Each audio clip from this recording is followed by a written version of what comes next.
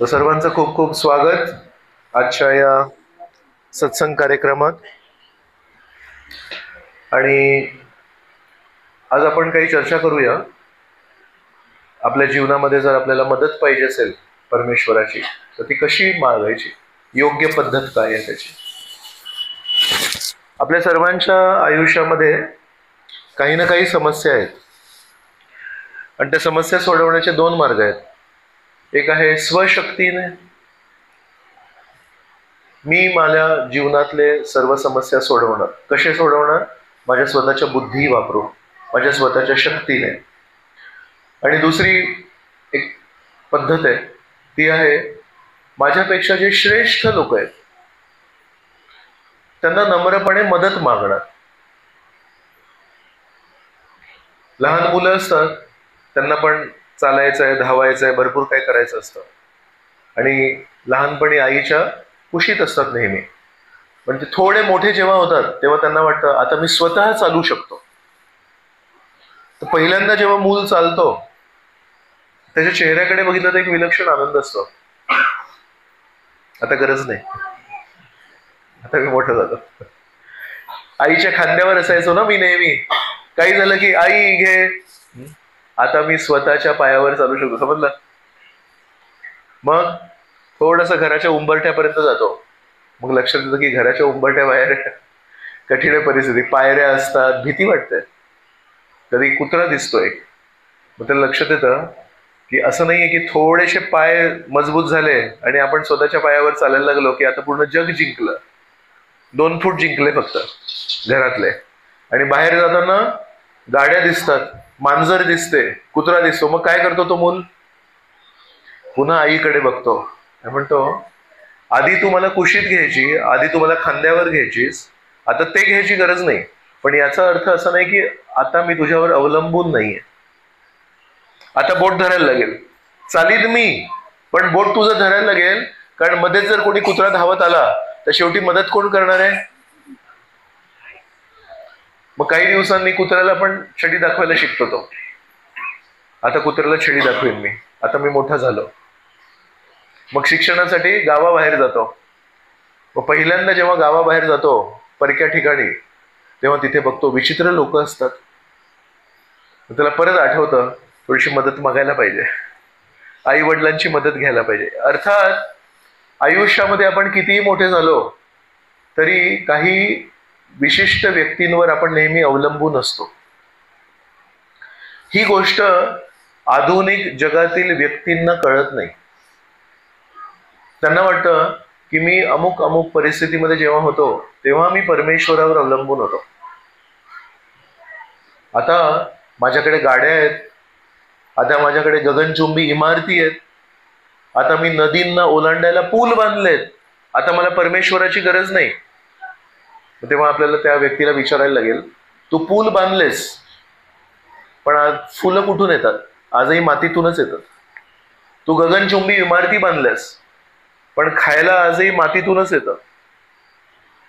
तू मोठमोठे कार्य केले असतील पण प्यायला पाणीच लागतं की नाही? तर ही अहंकाराची गोष्ट नाहीये, ही सत्य परिस्थिती स्वीकारायची गोष्ट आहे की आपण कितीही मोठे दिवे लावले, आपण कितीही मोठे काही गोष्टी केल्या, पण आपण परमेश्वरावर नेहमी अवलंबून असतो।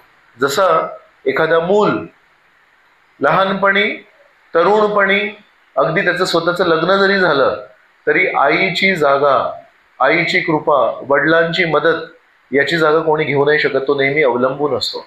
पण हे कोण स्वीकारणार? जो नम्र आहे तो स्वीकारणार, जो सत्य परिस्थिती आहे तो स्वीकारणार। ज्याला खोटारडेपणा करायचा तो म्हणतो लहानपणी मी आईच्या खांद्यावर होतो, आता मी आईच्या खांद्यावर नसतो, आता मला आईची गरज नाही। खरं आहे का असं आहे? तर म्हणून सत्य परिस्थिती स्वीकारायला पाहिजे। आपण भक्ती मार्गातही कितीही मोठे झालो तरी आपण नेहमी पूर्व आचार्यांच्या कृपेवर आपण नेहमी अवलंबून असतो। आपण परमेश्वरासमोर नेहमी प्रार्थना करायला पाहिजे, हे परमेश्वरा, मला खूप मोठा प्रचार करायचा आहे, मला खूप हरिनाम करायचंय, मला खूप पुस्तकांचं वितरण करायचंय, मला भरपूर प्रसाद वितरण करायचंय, मला खूप मोठा भक्त बनायचंय, पण मला इतका मोठा भक्त नाही बनायचंय की ज्या गुरुजनांनी मला नेहमी मार्गदर्शन केलं, ज्या गुरुजनांनी नेहमी मला बोट देऊन मोठं केलं, त्यांच्यापेक्षा मी मोठा होईल. तर माझ्या जीवनामध्ये फक्त एकच आशा आहे, माझ्या जीवनामध्ये एकच प्रार्थना आहे, मला उंच भरारी घ्यायची आहे, पण इतकं मोठं नाही व्हायचंय की ज्यांनी मला उडायला शिकवलं, आकाशामध्ये पोहायला शिकवलं, त्यांना डावलून मी पोहायला लागेल, त्यांना डावलून मी उंच भरारी घ्यायला लागेल. तर इतकं मोठं कधी आपल्याला व्हायचं नाहीये की आपण परमेश्वराला डोळा दाखवू. कोणी कोणी डोळा दाखवला परमेश्वराला? हिरण्यकश्यपूने डोळा दाखवला, रावणाने डोळा दाखवला. काय झालं त्यांचं? समाप्त झाले ते. आजही रावण नावाचा कोणाचा मुलगा असतो का? मी पण नाही बघितलं अजून. आजही लोक रामच नाव ठेवतात, रावण नाव नाही ठेवत. काही मूर्ख लोक आहेत, कादंबऱ्या लिहितात आणि म्हणतात रावणामध्ये पण चांगले गुण आहेत. त्याला जरी विचारलं तुझ्या मुलाचं नाव काय, तो रावण नाही लिहित. ते हत्तीचे दाखवायचे दात आहेत. साहित्य अकॅडमी अवॉर्ड मिळवण्यासाठी विचित्र पुस्तकं लिहायला लागतात. मग तिथे आपण म्हणतो रावण पण चांगला होता, त्याच्यामध्ये पण काही चांगले गुण होते, पण स्वतःच्या मुलाचं नाव तो कधी रावण नाही ठेवत, कारण त्याला माहिती आहे त्याची किंमत भरायला लागेल. तर म्हणून बरेच असे लोक आहेत ज्यांनी परमेश्वराचा विरोध केला आणि परमेश्वराचा विरोध करायला वेगवेगळ्या गोष्टी केल्या, मदत नाही झाली कधी त्यांना. तर आपण नेहमी लक्षात ठेवायला पाहिजे, किती आपण मोठे झालो पण आपण इतके मोठे नाही व्हायला पाहिजे की आपण परमेश्वराला आणि आपल्या गुरुजनांना कधी डोळा दाखवायला पाहिजे. जे लोक मोठ्या होण्यासाठी मदत मागतात, कोणाकोणाची मदत मागतात? देवी देवतांची मदत मागतात. परमेश्वराची मदत मागायला नम्रता लागते, तर देवी देवतांची मदत मागतात, है की नाही? हिरण्यकश्यपू आणि रावण हे सगळ्यात मोठे असुर झालेत. त्यांनी सगळ्यात मोठा त्रास दिलाय मनुष्य समाजाला. त्यांची शक्ती आजपर्यंत कोणी असुर तिथपर्यंत पोहोचला नाहीये.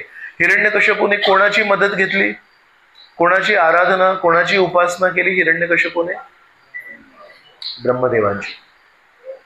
10,000 वर्ष 2 पायांच्या 2 बोटांवर हिरण्यकश्यपू उभा होता आणि असे 2 हात वर करून उभा होता आणि ब्रह्मदेवांची स्तुती करत होता. आणि किती कठोर तपस्या केली असेल त्यांनी. त्याचं शरीर संपूर्णपणे मुंग्यांनी खाऊन टाकलं, वारूळ तयार झालं आणि त्या वारुळाच्या आतमध्ये शरीर नाहीये, फक्त हाड आहेत. आणि ती इतकी कठोर तपस्या केली, त्या वारुळातून अग्नीच्या ज्वाळा येत होत्या आणि त्या अग्नीच्या ज्वाळा देवतांना त्रास देत होत्या. तर म्हणाले ब्रह्मदेवांना, तो तिथून कुठून तरी आवाज येतोय ब्रह्मदेवांची स्तुतीचा, तर थोडस जाऊन बघा तिथे काय परिस्थिती. ब्रह्मदेव आले तर म्हणतात हा आवाज येतो या वारुळातून, पण मुंग्या कधी प्रार्थना बोलत नाहीत. हा आवाज कुठून येतोय नक्की, कोण आहे? तर म्हणे मी हिरण्यकश्यपू आहे. पण तू कुठे आहेस? म्हणजे वारुळाच्या आतमध्ये. वारुळाच्या आतमध्ये मुंग्यांनी चावून चावून तर तुझं शरीर संपवलं असेल. म्हणे हो, पण मला तुम्हाला प्रसन्न करायचंय.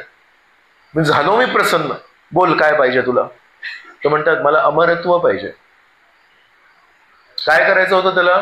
त्याला परमेश्वरला डोळा दाखवायचा होता. परमेश्वर सच्चिदानंद आहे, परमेश्वराचा कधी मृत्यू होत नाही. तर त्याला काय करायचंय? परमेश्वराच्या समान बनायचंय. परमेश्वराच्या समान बनायला परमेश्वराचीच पूजा करायची का? परमेश्वराचीच पूजा केली तर परमेश्वराच्या समान कसं बनणार? म्हणून ब्रह्मदेवांची पूजा केली त्याने. आणि ब्रह्मदेवांना म्हणतो मला तुमच्या समान बनायचंय, परमेश्वरा समान बनायचंय. तर ब्रह्मदेव म्हणाले मी स्वतः अमर नाहीये, माझा पण स्वतःचा मृत्यू होतो. दीर्घकालीन माझं आयुष्य आहे, पण माझा पण मृत्यू होतो. तर मी तुला अमरत्व देऊ शकत नाही. मग पटकन डोकं चालवलं त्यांनी. काय? मी आतमध्ये नाही मरू शकत, मी बाहेर नाही मरू शकत, मी वर नाही मरू शकत, मी खाली नाही मरू शकत, जमिनीवर, पाण्यात, हवेत नाही मरू शकत, कुठल्या प्राण्यामुळे नाही मरू शकत, कुठल्या मनुष्यामुळे नाही मरू शकत, कुठल्या मृत अस्त्रामुळे नाही मरू शकत, जिवंत व्यक्तीमुळे नाही मरू शकत, घराच्या आतमध्ये नाही, बाहेर नाही, दिवस नाही, रात्र नाही. जितके त्याला माहिती होते अटी, ते सगळे त्यांनी वापरले. मग काय झालं नंतर? श्री नरसिंहदेव आले आणि हिरण्यकश्यपूला ठार मारलं त्यांनी. रावणाने कोणाची उपासना केली? रावणाने महादेवाची उपासना केली. का बरं? कारण रावणाला परमेश्वराचे नियम बदलायचे होते. परमेश्वराने एक नियम बनवलाय. काय? जर तुम्ही पुण्य केले तर तुम्ही स्वर्गात जाणार, आणि जर तुम्ही पाप केले तर तुम्ही नरकात जाणार. रावण म्हणतो, कोणी ठरवले हे नियम? परमेश्वराने. मी नाही मानत हे नियम, मला या नियमांना बदलायचं आहे. जर कोणी पाप केले तर तो स्वर्गात जाणार, जर कोणी पुण्य केले तर त्याला नरकात पाठवणार मी. मला पूर्ण परिस्थिती बदलायची आहे. मग त्याला काय करायचंय? परमेश्वरा समान बनायचंय, परमेश्वराचे नियम त्याला बदलायचे. मग काय करायला लागेल? परमेश्वराचीच पूजा करायची. परमेश्वराचे नियम बदलायला शंकराची पूजा करायची. शंकराची भरपूर पूजा केली. आणि काय झालं नंतर? इतका अहंकार झाला की परमेश्वराच्या पत्नीला अपहरण केलं त्यांनी. मग काय झालं? त्याला नष्ट झाला तो. तर हिरण्यकश्यपूने किती वर्ष तपस्या केली? मी म्हंटल आताच, 10,000 वर्ष. आणि रावणाने किती केली माहिती आहे? त्याला 10 डोकी होती. त्याचं एक नाव आहे दशानन. आपण गणेशाला म्हणतो गजानन. आनंद म्हणजे चेहरा, आणि गज म्हणजे हत्तीचा चेहरा, त्यामुळे गजानन. रावणाचं एक नाव आहे दशानन. 10 डोकी आहेत त्याला. 1000 वर्ष कठोर तपस्या करून त्यांनी एक डोकं कापलं. अघोरी तपस्या ही, स्वतःचं डोकं कापायचं, रक्त वाहायचं, पण त्यांनी केलं तसं. पण काही तिथून प्रतिसाद नाही मिळाला. शंकराला हे सगळं आवडतं का? महादेव किती प्रसन्न व्यक्ती आहेत. महादेव भौतिक प्रकृती, दुर्गादेवी अंबिका तिचे पती आहेत. या जगामध्ये जितकं सोनं आहे, जितकी चांदी आहे खाणीमध्ये, जमिनीमध्ये, त्याची मालकीणबाई कोण आहेत? दुर्गादेवी. आणि दुर्गादेवीचे पती कोण? शंकरजी. पण सगळ्यात मजेची गोष्ट आहे, जे त्या मालकीणबाईंचे पती आहेत ते किती साधे राहतात. तर जितके देवी देवता आहेत त्यांचा चेहरा डोळ्यासमोर ठेवा. सूर्य, चंद्र, ब्रह्मदेव, इंद्र, कशी आहे त्यांची प्रतिमा? कशी आहे? सोन्याचं मुकुट असतं, रत्न असतात त्याच्यात, गळ्यामध्ये सोन्याचे हार असतात, रेशमी वस्त्र असतात, बरोबर. आणि शंकर आहेत, त्यांच्याकडे सगळ्या संपत्तीच्या मालकीणबाई त्यांच्या पत्नी आहेत. ते कसे राहतात? त्यांचे वस्त्र कुठले आहेत? मृगचर्म, रेशमी वस्त्र नाही घालत ते. त्यांच्या हातामध्ये किती अंगठ्या असतात शंकरजींच्या? एकही अंगठी नसते. गळ्यामध्ये किती सोन्याचे हार असतात? एकही नाही. आणि मुकुट कुठलं असतं? त्यांच्या तर जटा आहेत. तर प्रश्न आहे हा विचारायचा, सर्व देवी देवता नटून थटून मस्त छान कपडे घालणार, छान वस्त्र घालणार, आणि शंकरजी ज्यांचे मालक आहेत ते या भौतिक जगाचे, ते पूर्णपणे अनासक्त जीवन जगतात. का बरं? कारण शंकरजी त्यातून आपल्या सर्वांना खुणवत आहेत, ही जी सगळी संपत्ती आहे ना, ही आपल्या भोगासाठी नाही आहे. मी दुर्गादेवीचा पती आहे, ही सगळी संपत्ती माझ्या पायाच्या खाली आहे. पण मला तुम्हाला सर्वांना सांगायचं आहे, ही सगळी संपत्ती ज्यांनी या पृथ्वीला आणि या सगळ्या संपत्तीला उत्पन्न केलं त्यांची आहे ती. कधी आपण आपल्या घरी कार्पेंटरला बोलू आणि सांगू मला इथे सोफा बनवायचा आहे, तर तो लाकूड घेऊन येईल. लाकूड कसं घेऊन येईल? तुम्हाला पैसे मागेल, तुम्ही पैसे दिले, लाकूड घेऊन आला, ठाक ठोक करेल, सोफा बनवेल. आणि सोफा बनवल्यानंतर म्हणेल चला आता मी घेऊन जाऊ सोफा माझ्या घरी. तर तुम्ही म्हणाल हा सोफा तुझा नाही आहे, माझा आहे. तर तो म्हणेल अरे काम तर मी केलं. काम कोणी केलं त्या सोफ्यावर? कार्पेंटरनी केलं. तुम्ही देणार त्याला त्यांनी काम केलं म्हणून? काम करतो त्याची मालमत्ता की ज्यांनी पैसे देऊन खरेदी केलं त्याची मालमत्ता? तर आपण ज्या मालमत्तेवर काम करतोय, या पृथ्वीवर वेगवेगळ्या ठिकाणी काम करतोय, ती पृथ्वी आपण तयार केली आहे की आपण त्या पृथ्वीवर काम करतोय? आपण ती जमीन तयार केली आहे की त्या जमिनीवर आपण फक्त नांगर चालवतो? मग गमतीची गोष्ट आहे, जर आपल्या घरी येऊन कार्पेंटरनी सोफा बनवला, खूप मेहनत केली, पण तो सोफा माझा का? तर लाकडाचे पैसे मी दिले होते, काम करणाऱ्याचे पैसे नाही आहेत, मालकाचे पैसे आहेत. तर ही पृथ्वी आपण येण्यापूर्वी होती. आपण आता त्याचे उपयोग करतोय, नांगर चालवतो, जे काही करतो, आणि आपण या जगातून गेल्यावर ही पृथ्वी राहणार आहे. मग कोणाच्या मालकीची ही पृथ्वी? ते ना तोंडातून निघत नाही, है की नाही? कारण आपल्याला सर्व पुस्तकांमध्ये, मासिकांमध्ये, सिनेमामध्ये सांगितलंय तू एवढी मेहनत करतोयस, तूच मालक आहेस. पण आपल्या घरी जो मेहनत करतो, कोणी स्वयंपाक करायला कधी कधी शहरामध्ये बाई येते घरी, ती येऊन घरी सगळी स्वयंपाक करते. बारामतीमध्ये किती लोकांच्या घरी बाई येते स्वयंपाक करायला, आणि स्वयंपाक केल्यानंतर घरी घेऊन जाते ते स्वयंपाक. मग कोण खातं ते स्वयंपाक? मालक खातात का? काम तर तिने केलं, स्वयंपाक तर तिने केलं, भांडी ती घासते, जेवण कोण खातं? मग चुकीचं आहे. नाही हो प्रभूजी, त्यांनी धान्याचे पैसे दिले, साबणाचे पैसे त्यांनी दिले, पाणी जे धुवायला लागतं भांडी, ते पाणी कोणी आणलं? त्यांनी आणलं. ही फक्त श्रम करते. मालमत्ता कोणाची आहे? मालकांची आहे. तसं आपण जेव्हा या जगात येतो तेव्हा मालमत्ता कोणाची आहे? परमेश्वराची मालमत्ता आहे. आपण येऊन त्या मालमत्तेचं श्रम करतो. आपल्याला पगार मिळेल, पण आपण ज्या दिवशी परमेश्वराला डोळे दाखवू त्या दिवशी त्रास होणार. तर असं नाहीये की हिरण्यकश्यप आणि रावण काहीतरी विचित्र काहीतरी करत होते. विचित्रपणा एकच होता, त्यांना परमेश्वराची मालकी स्वीकार नाही. रावणामध्ये पण संस्कृत श्लोक बोलायची क्षमता होती. तुम्ही जर रावणाचं प्रवचन ऐकलं तर तुम्ही म्हणाल प्रभूजी तर आमचे काही संस्कृत श्लोक बोलत नाहीत. रावणाकडे अजून संस्कृत भाषा आहे म्हणून. प्रॉब्लेम तो नाही आहे. प्रॉब्लेम आहे, रावण जेव्हा कोणालाही सुंदर महिलेला बघायचा तेव्हा तो म्हणायचा ही माझ्यासाठी आहे.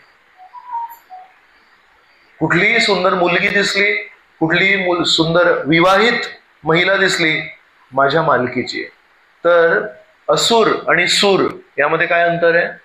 असुर परमेश्वराच्या मालमत्तेला स्वतःची मालमत्ता समजून तिचा उपभोग करण्यासाठी प्रयत्नशील असतात, आणि सूर म्हणजे देवता हे परमेश्वराच्या मालमत्तेला परमेश्वराच्या सेवेमध्ये लावतात.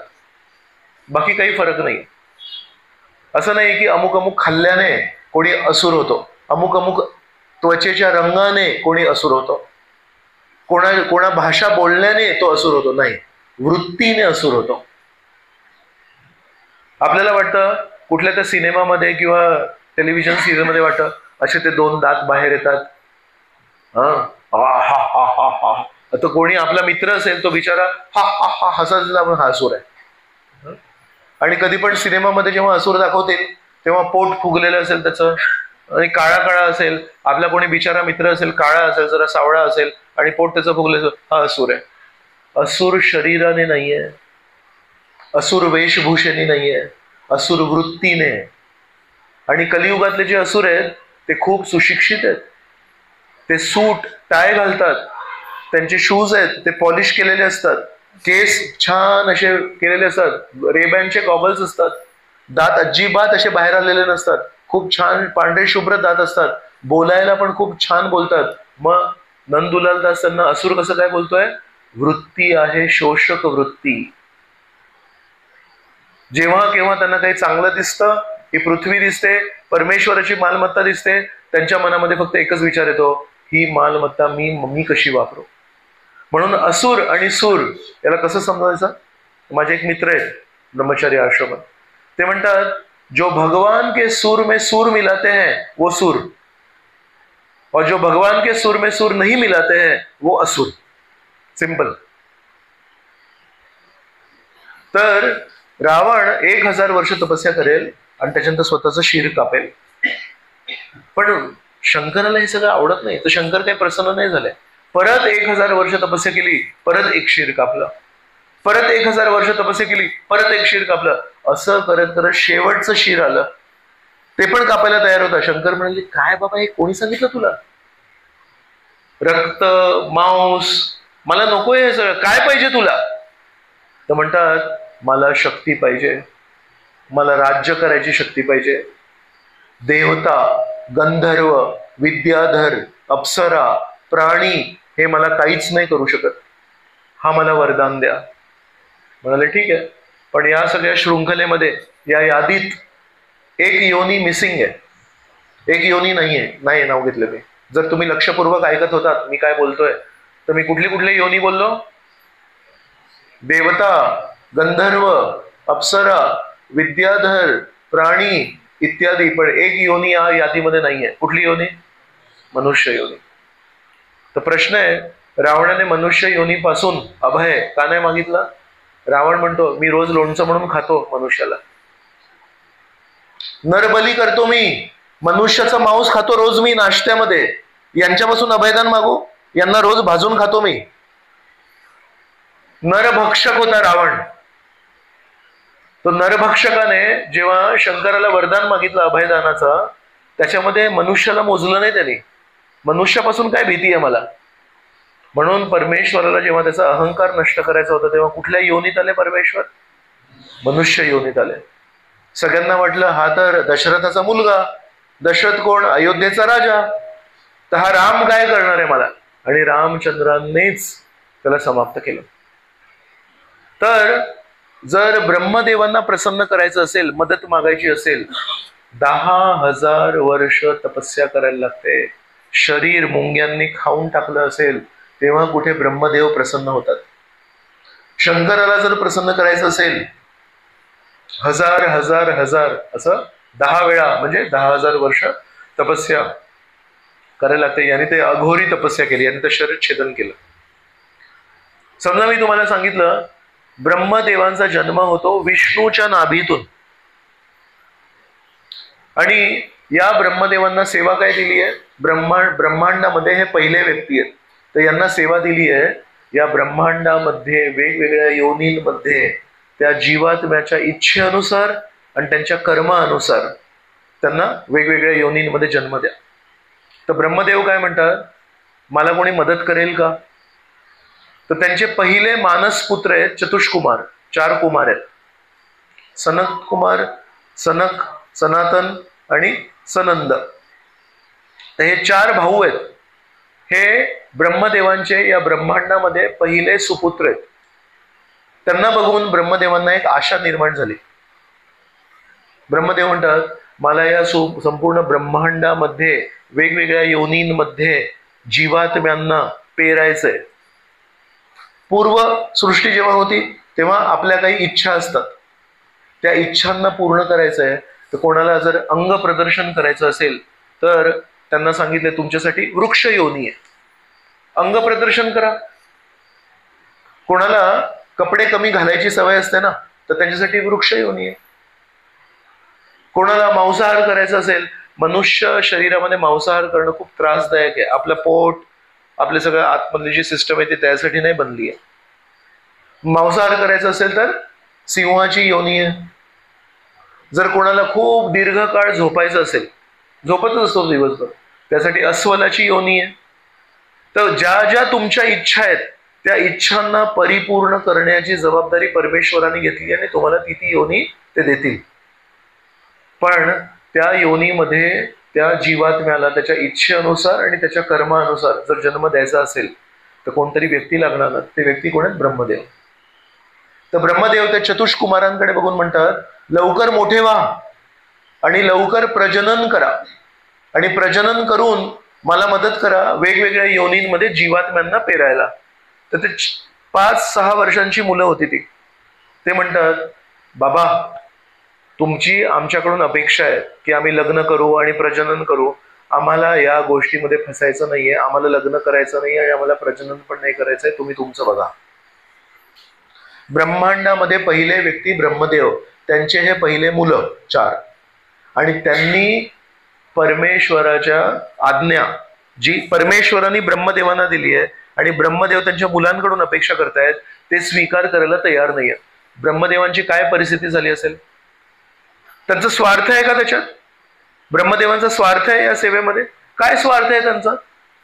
त्या व्यक्तीची, त्या जीवात्म्याची ती इच्छा होती मला अमुक अमुक क्रिया करायची आहे, तर त्याला त्याच्या इच्छेनुसार आणि कर्मानुसार एक शरीर द्यायचंय. त्याच्यामध्ये ब्रह्मदेवांचा काय स्वार्थ आहे? ती सेवा ब्रह्मदेवांना त्यांच्या परमेश्वराने पित्याने दिली आहे, ज्यांच्या नाभीतून एक कमळाचं फूल निघालं आणि त्याच्यामध्ये ब्रह्मदेव स्थित होते.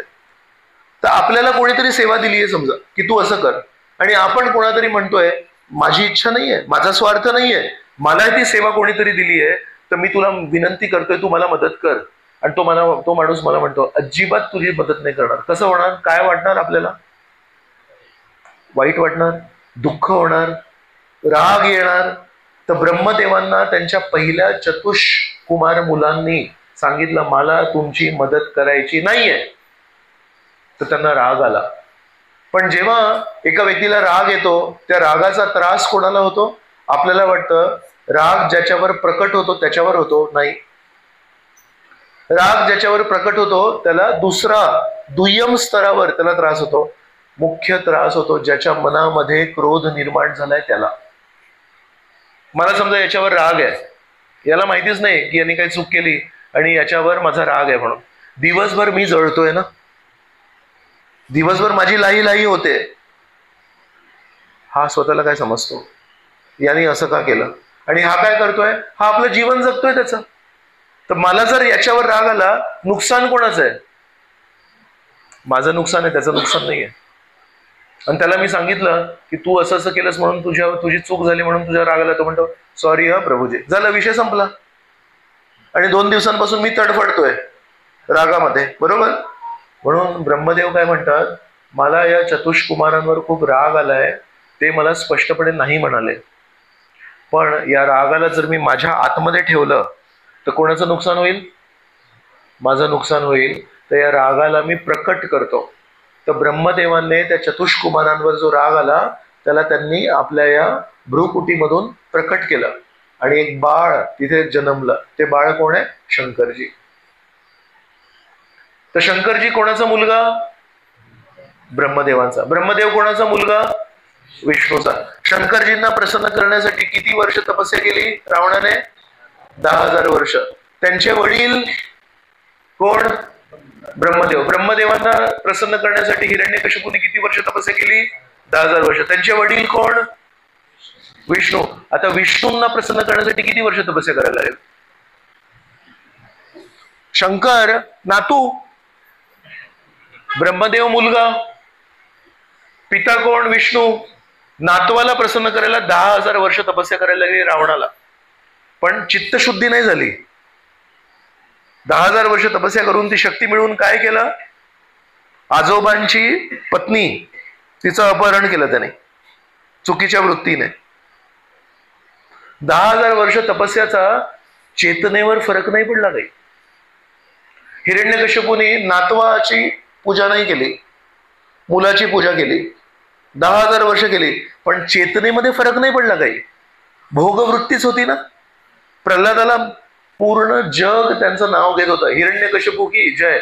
फक्त एक लहानसा 6 वर्षांचा मुलगा होता, तो म्हणायचा नाही हो बाबा, तुमची जय नाही म्हणायला पाहिजे, परमेश्वराची जय म्हणायला पाहिजे. त्यासाठी मारलं त्याला. काय नाही केलं प्रल्हादासोबत? वृत्ती बदलली का 10,000 वर्ष तपस्या करून? मुंग्यांचे चाव सहन करण्याची शक्ती होती हिरण्यकश्यपू मध्ये, पण आपल्या मुलाच्या मुखातून हरिनाम निघतोय त्याला सहन करायची शक्ती नाहीये. काय विलक्षण गोष्ट आहे. मुंग्या चावून मांस खातायत, ते सहन करायची शक्ती आहे हिरण्यकश्यपू मध्ये, पण आपल्या मुलाच्या तोंडातून तो म्हणतो ओम नमो भगवते वासुदेवाय नमः. हे कानाला झोंबतंय त्याला. तो म्हणतो बंद कर, मला मुंग्या चावल्या तरी चालतील, पण तुझ्या मुखातून हरिनाम नाही आवडत. चित्तशुद्धी नाही झाली 10,000 वर्ष तपस्या करून. तर तुम्हाला सर्वांना प्रश्न आहे, शंकरजी जो नातू आहे त्याला प्रसन्न करायला 10,000 वर्ष लागतात, ब्रह्मदेव जो मुलगा आहे त्याला प्रसन्न करायला 10,000 वर्ष लागतात, आणि सगळ्यांचे पिता आहेत परमपिता श्री विष्णू, विष्णूंना प्रसन्न करायला किती वर्ष लागायला पाहिजे? बोला. या दृष्टीने जर आपण थोडं डोकं चालवलं, हा तर नातू आहे, नातवाला 10,000 वर्ष, वडिलांना 10,000 वर्ष, मग त्या मेन व्यक्तीला किती वर्ष सांगा? हा नाही, मी जे लॉजिक सांगतोय, मी जी शृंखला सांगतोय त्या शृंखलेनुसार सांगा. हा म्हणजे भली मोठी, बरोबर की नाही? पण ते श्रीकृष्ण भगवद्गीतेमध्ये आपल्याला एक गुपित सांगतात.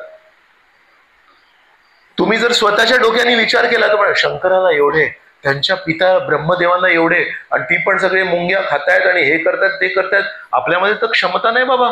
मुंग्या एक मुंगी चावली तर आपल्याला त्रास होतो, आणि एक थोडंसं इथे कुठे लागलं तर आपण थुई नाचायला लागतो तिथे. कुठे एक शिर कापायचं आणि काय करायचं, माझ्यात तर क्षमता नाही. तर मी विष्णूला प्रसन्न करू शकतो का? तर श्रीकृष्ण म्हणतात इथे जवळ आहे जरा, तुला एक गोष्ट सांगतो मी. म्हणतात पत्रं पुष्पं फलं तोयं यो मे भक्त्या प्रयच्छति तदहं भक्ति उपरितम अश्नामी प्रयतात्मनः. म्हणतात, हे अर्जुना, तुला मला प्रसन्न करायचं असेल फक्त 4 गोष्टी कर. कोणाला ऐकायच्या त्या 4 गोष्टी? म्हणतात, एक तुळशीचं पान घे.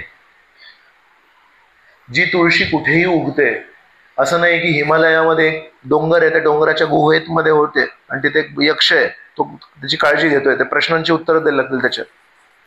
जी तुळशी कुठे येते, पूर्ण झाड नाही, एक पान घे, मला अर्पण कर. कुठलंही एक फळ घे, केळ घे, काहीही समस्या नाही आहे. असं नाही की ड्रॅगन फ्रूटच पाहिजे, महागड आहे की नाही. आजकाल घरी गेल्यावर केळ देत नाही कोणी, कारण स्टेटस आहे ना तो. केळ दिल्यावर असं वाटतं काय, आम्ही तर साधारण लोक. ड्रॅगन फ्रूट प्रभूजी तुमच्यासाठी महाग असतंय, आम्ही मोठे आहे ना. एक फळ कुठलंही दे मला, आणि कुठलंही एक फूल दे.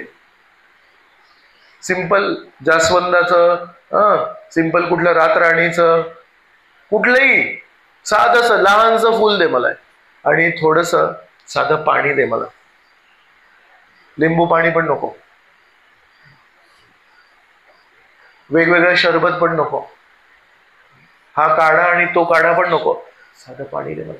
पण माझी एक अट आहे, या 4 गोष्टी जर देशील ना तो मला, यांनी सांगितले श्रीकृष्णांना द्यायला पाहिजे म्हणून नाही द्यायचं मला. यांनी सांगितलं, त्या पुस्तकामध्ये नियम लिहिला होता. माझ्या आईने लहानपणी मला खूप थोबाडीत मारले आणि म्हणाले, कृष्णाला अर्पण केलं, नाही केलं तर नाही देणार तुला. धाकामुळे नको देऊ मला बाबा. आईने लहानपणापासून खूप मारलं होतं, परमेश्वराला अर्पण केल्याशिवाय खाल्लाच थोबाड फोडीन तुझं, म्हणून मी तुला अर्पण करतो. अजिबात नाही. परमेश्वर म्हणतात, यो मे भक्त्या प्रयच्छति, प्रेम भावनेने मला अर्पण कर बाळा. यांनी सांगितलं म्हणून, त्याच्या धाकामुळे, त्या पुस्तकामध्ये नियमावली लिहिली आहे म्हणून नाही. प्रेम असेल, स्नेह असेल, मला प्रसन्न करायची इच्छा असेल तर दे.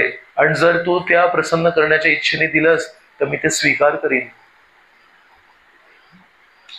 तर आपण याची एक एक गोष्ट बघूया.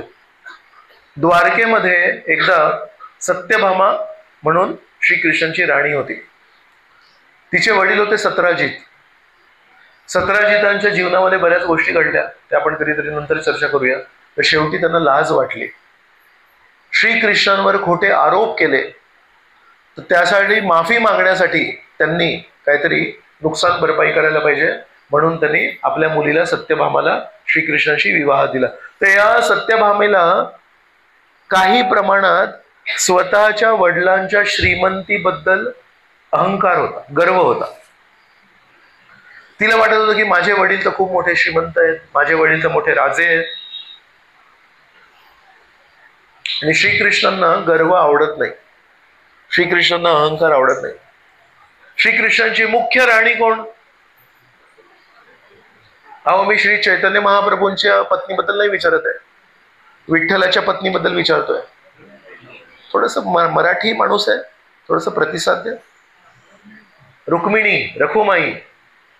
रखुमाईचे वडील पण राजे आहेत, भीष्मक महाराज.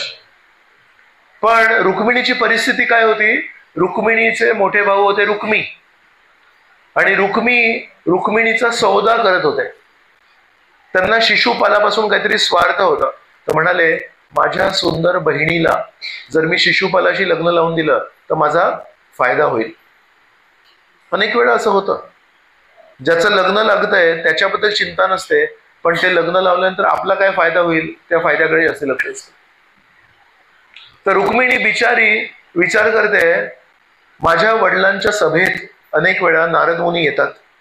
नारद मुनी माझ्या वडिलांना म्हणतात, द्वारकेचे खूप सुंदर, शूरवीर, पण खूप कृपाळू, खूप प्रेमळ असे राजे आहेत, त्यांचं नाव आहे कृष्ण.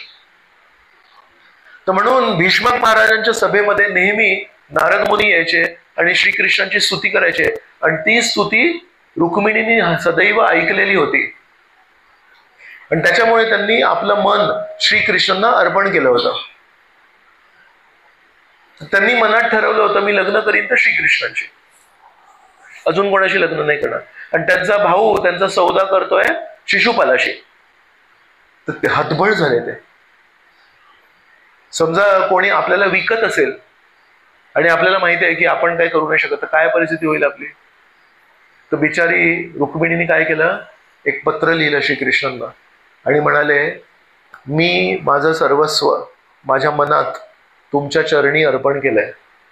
जर तुम्ही मला येऊन नाही वाचवलं, मी आत्महत्या करीन, पण मी शिशुपालाशी लग्न नाही करू शकत. मी तुमची संपत्ती आहे, सिंहाचा वाटा लांडगा नाही खाऊ शकत, तर तुम्ही या आणि मला घेऊन जा. श्रीकृष्णांना जेव्हा कोणी अशा प्रकारे नम्रतेने, दीनहीन भावनेने अवलंबून होऊन स्वतःचं समर्पण करतो, तुमच्याशिवाय माझा कोण, जर तुम्ही मला दुर्लक्ष केलं तर मी समाप्त झालो, या भावनेने जेव्हा रुक्मिणीने आत्मसमर्पण केलं, श्रीकृष्णांनी ती गोष्ट केली जी कधीही कोणी सज्जन करत नाही. काय? एका मुलीचं अपहरण. श्रीकृष्ण आहेत ते नेहमी आदर्श व्यवहार ठेवतात. त्या श्रीकृष्णांनी केवळ एका भक्ताने त्यांना हाक मारली आणि म्हणाले, तुम्ही जर आले नाही तर माझी आत्महत्या करायची पाळी येईल, तुम्ही माझं अपहरण करून घेऊन जा. श्रीकृष्णांनी सामाजिक नियमांच्या विरुद्ध जाऊन रुक्मिणीचं अपहरण केलं. आजही काही मूर्ख लोक आहेत, त्यांना हे कळत नाही आणि ते म्हणतात, काय तुमचे श्रीकृष्ण मुलींचं अपहरण करतात. जणू काय सगळ्यांचं अपहरणच केलं श्रीकृष्णांनी. एका रुक्मिणीचं केलं का, तर तिचा सौदा होत होता, तिला विकत होता तिचा भाऊ, वाचवणं गरजेचं होतं आणि तिने आत्मसमर्पण केलं होतं. म्हणून श्रीकृष्णांनी सर्व सामाजिक नियमांच्या विरुद्ध जाऊन रुक्मिणीचं त्यांनी अपहरण केलं. तर रुक्मिणीची भावना काय आहे, ती पण राजाची मुलगी आहे, पण तिच्या मनामध्ये गर्व नाहीये, तिच्या मनामध्ये अहंकार नाही, तिच्या मनामध्ये काय भावना आहे, माझं कोणी नाही, फक्त श्रीकृष्ण माझे आहेत. आणि सत्यभामाची वृत्ती काय आहे, मी राजाची मुलगी आहे, माझे वडील खूप धनी होते, तिचा गर्व आहे. आणि श्रीकृष्णांना हा गर्व आवडत नाही. तर श्रीकृष्णांनी ठरवलं हा गर्व आपण मोडायचा. तर श्रीकृष्ण कोणाच्या मदतीने हे गर्व मोडतात, भक्तांच्या मदतीने.